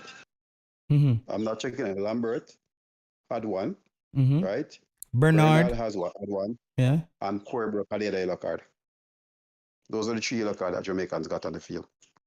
Okay, all right. Marlon says it's only 3 yellow card, people. I thought he picked up a yellow there. However, it's clean slate from the semifinals, says Lee Young. Okay. Yeah. Jay Taylor, more ask Marlon, what's your take on this Gold Cup version of Low as it relates to tomorrow's match? The question is like, we have, a lot of people are saying that the baller is rush and whatever, but I think I've seen a lot of improvements in the baller since he has moved to the MLS. I've seen a more calm Low. I don't know if it's there, but what is your take on this new Low that we're seeing? Not new Low. What are your take on the Low that we're seeing in the Gold Cup? And let me say this. I was one person saying that he's a different player, right? Compare 2019, the last Gold Cup. So if we're crying about Rush now, we don't really want to go and talk about last Gold Cup, right? He has developed a lot. I think he's one of our most developed players right now, if you're looking at Jamaican players, right? The improvement is there. Yes, guess what? I know when you have dirty habits, it'll come up some other time, right? And it's not a matter of rush, though. When you're a player and you say no nonsense and you're going to tackle hard, right? It's gonna look that way. If you remember when Sol Campbell was at Arsenal playing, and when Sol Campbell come across the ball, he's coming with the body. So person says Sol Campbell was a aggressive and rash player, but is how the guy play, because most of the time he win the ball and he says follow through. But I think what he needs to do right now, and I remember this. Remember he was out injured for a couple of weeks as well. So I think coming into the 2 games in the USA game, right? We saw the aggressive nature of him come out again inside him. Trinidad again. But I think what he's trying to do, he's trying to really be the leader of the defense. Because if you notice a difference between when he played with the Pinocchio in Mexico, right? We always say they have A centre back and a B centre back. The A centre back always stay, and the B centre back go and let you and he stay to cover, right? So he is basically the leader around here now, right? I remember Bernard is still young, playing in his first international tournament. So I think he want to stamp his class around here as a centre back to say, guess what? I am here. It's my 4th Gold Cup. And I want to show you that, guess what? I belong here. I don't know if you see that. And sometimes he might just look aggressiveness over it sometime. But I think he has improved leaps and bounds. I, for one, went and said, guess what? He should have stayed in Miami, because I know what is in Philadelphia Union. No, but he said he wanted to stay, Marlon. He wanted to stay. Yeah. They just didn't. Yeah, he said that. But the trade came in from him, and he said when he sees Philadelphia Union, I said, yeah. team that has won the Supporters Shield 2 seasons. But going there, I said to a person that said it's going to be very hard for him to break into that. Back to person we're saying what you're talking about. You have two centre back playing together for 5 seasons. So I said it. I said there's two things Jim Curtin gonna do. Either he's gonna change the system to play a back three. Yeah. Yeah. You have two winning centre. You have the winning centre backs there, bro. Remember, one man gets centre back this year. The other man gets centre back of the year. So the two centre back of the year. So him going there with both of them. You have to find a system. And the coach said it. The coach said it was very hard to have Damon there, who's a high quality centre back in the MLS, and you have to find a way to fit them. Because remember now, when they start off the early season, when they were playing Concacaf Champion League, they weren't doing good. It's when they drop out and the coach play low in their first game and he get man of the match. Because we have to remember that now, and we have to give him props for that now. I have 2 Concacaf Champion League game, 3, man of the match, 2 goals. First MLS game, man of the match. Second MLS game, man of the match, team of the week. Right? Even the game that he came off injured, remember he's scoring it. So his performance on them has been very, very good. Because even the other night, I was watching the other night against Galaxy, and person was saying that, the committee was saying that, oh, they're missing Damian Lowe and they're missing Andre Blake. Because those are 2 persons who really hold the team up. Because the coach has now said, guess what? All right, we're going to play a back 3. Whenever he come back, he does fit inside the team. So I think it's improved his game a lot. So it's just for him now to just be out there, be calm when he need to be calm. And sometimes when they need to perform out, it's how you do it at times still. Oh, yeah, but as I think Guna asked a question of the strength that Damian Lowe is always, unpredictable. He's a very unpredictable player. JT, look at Damian Lowe now and look at the last World Cup. He's more improved now, right? And I think Bernard had this thing, have this as well, no? To follow the ball. When they follow the ball in the midfield, the 2 yellow card Bernard speak of for Jamaica. He was chasing the play. They're chasing the play. Remember, it happened in the Jordan game when he ran out the defense, came in midfield, the player beat him, and what he did? Keep the player. And that's the same thing happened against Guatemala. So that's why I always say, person, guess what?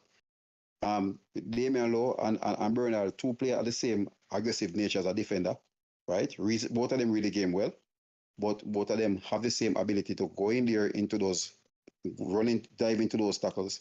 So that's why I always said having somebody like a Pinocchio or Mariapa, right? Remember, because even if you look at the last World Cup when Lowe was playing with Liam Moore, if you realize Liam Moore, who we call a biter centre back, he was a more calmer head there. Yeah. Damian Lowe. But Marlon, I saw the team did something very well where when Dishart Bernard pushed up, Javane Brown dropped back in the centre back position looking like a natural centre back. And I thought, whoa, that gave the coach another to be flexible in different ways of attack. And I thought that was really good. And I saw... If you guys know, Javane Brown is our original centre back. Tapa is the one who take Javane Brown and put him to play right back. Javane Brown was a centre back. Alan, that he actually even the Canadian side, he plays Vancouver. He plays center, plays the third centre half sometime, and him come in and plays the third. He has played in the back 3 as a centre back. He plays in the back 4 as a centre back as well. Right, Javane and Alvas Powell are 2 centre back. Tapa Whitmore. Theodore Tapa Whitmore is the one who take them and turn them into wing back. Okay. All right, so that's good. And Kevin Lambert as well helped out a lot in the defensive end, winning a lot of headers in the box. He really used his height in that last game against Guatemala. He used his body. I think what the coach has to do still, I think Guatemala is coming against it. And the yellow card that he get, I think it was from the referee. Because I said to JD, I said, when you're there, you need to read him. Because remember now, when you're a taller person, you go for a header, right? And you're going up, it's most of the time your hand will come down and catch a player, right? Castellanos was shorter than and Lambert. Went up with his elbow to elevate himself up there. The elbow caught Lambert when Lambert was on the floor. He didn't give Castellanos a yellow card. But a couple minutes after, both of them again go for the ball, right? He came down in the tackle. Lambert got a yellow card. And people just got the list of referees for the game, and it's actually our worst nightmare. Is referee Mario Escobar from Guatemala, assistant referee Luis Ventura, Guatemala, second assistant referee Humberto Panjor, Guatemala, fourth official. The fourth referee at Guatemala. Yeah. This is nobody isn't a conspiracy theory, no. No, I'm not using any conspiracy. No, Marlon, I'm afraid that any referee will come from the era there, brother. Me just tell you, that's just my fear with those referees. Understand this, and this is where the education of what thing come from. The referee in the US Panama game is also from Guatemala. The Jamaican referee, they cannot take no more part. Jamaica is involved. Mexico is involved. I know how it works, Marlon. I know how it works, but I'm just saying those referees, they're trigger happy with the whistle. Just overall. Right, but this is the thing. This is the thing. At first, we're saying why they don't use the referees. The referee from Mexico, what's his name? Martinez from Mexico cannot referee. Mexico is involved, right? Jamaica too referee, they cannot referee. Jamaica is involved. The USA referee can't referee. So if you understand that there are 30 referees, there are 2 Jamaican, I think 4 from Guatemala, 3 Mexican, 1 Nicaraguan, 1 Costa Rican, 1. Actually, there is no referee from US there. And he was the referee. Mario Escobar was the referee in the match against Panama, where Jamaica defeated Panama 1-0 in the quarterfinals of the 2019 Gold Cup. 2019, I give them 1 penalty. Yeah. So, well, Escobar, do the thing again, Pablo. Pablo, do it. Do it, Pablo. Do it. Do it. I think he has been one of the top referee in Concacaf, referee in the World Cup as well. So, because even today, I was saying it to military that the referees, I have no problem with the referee. They were saying that other referee, but they have to understand Mexico is still involved, right? And this is where they go off the ethics committee by not having a referee from the nation, yeah. Right? The Jamaica referee, they're still there. Ocean Nation was the 4th official in the USA game, where he run the line for like 2 minutes because the lineman got knocked out. Yeah, I ended up put on a shirt. Big up the lineman, see if him recover. Head concussion. Yeah, man. So, but I don't know if you guys will notice what happened. They went in, got the linesman that was the linesman for Jamaica. The man would have said, boy, I cool on my foot. Run a nice 90 minutes. I cool on my foot. I have to come out the back or be the linesman. Because I'm the linesman again. Yep. But people, big up everybody, big up Marlon, big up everybody who came in on the show today. Big up everybody, Guna, Webley. Sanjay didn't say much. Sanjay, you still don't want to unmute your mic and just give your final take before we wrap up the show. Your mic is still muted. Maybe you just wanted to just hang out in the Discord and check out things. Still, blessings and thanks to everybody for coming through. I'm sure other people will be live tonight. Game is tomorrow.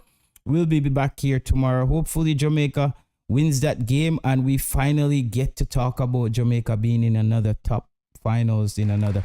And this will do massive things for the program. Come on, guys. Let's win this Gold Cup and help to recoup some of those funds that we have lost over the years not winning anything. I think this is the time where Jamaica needs to really get it together.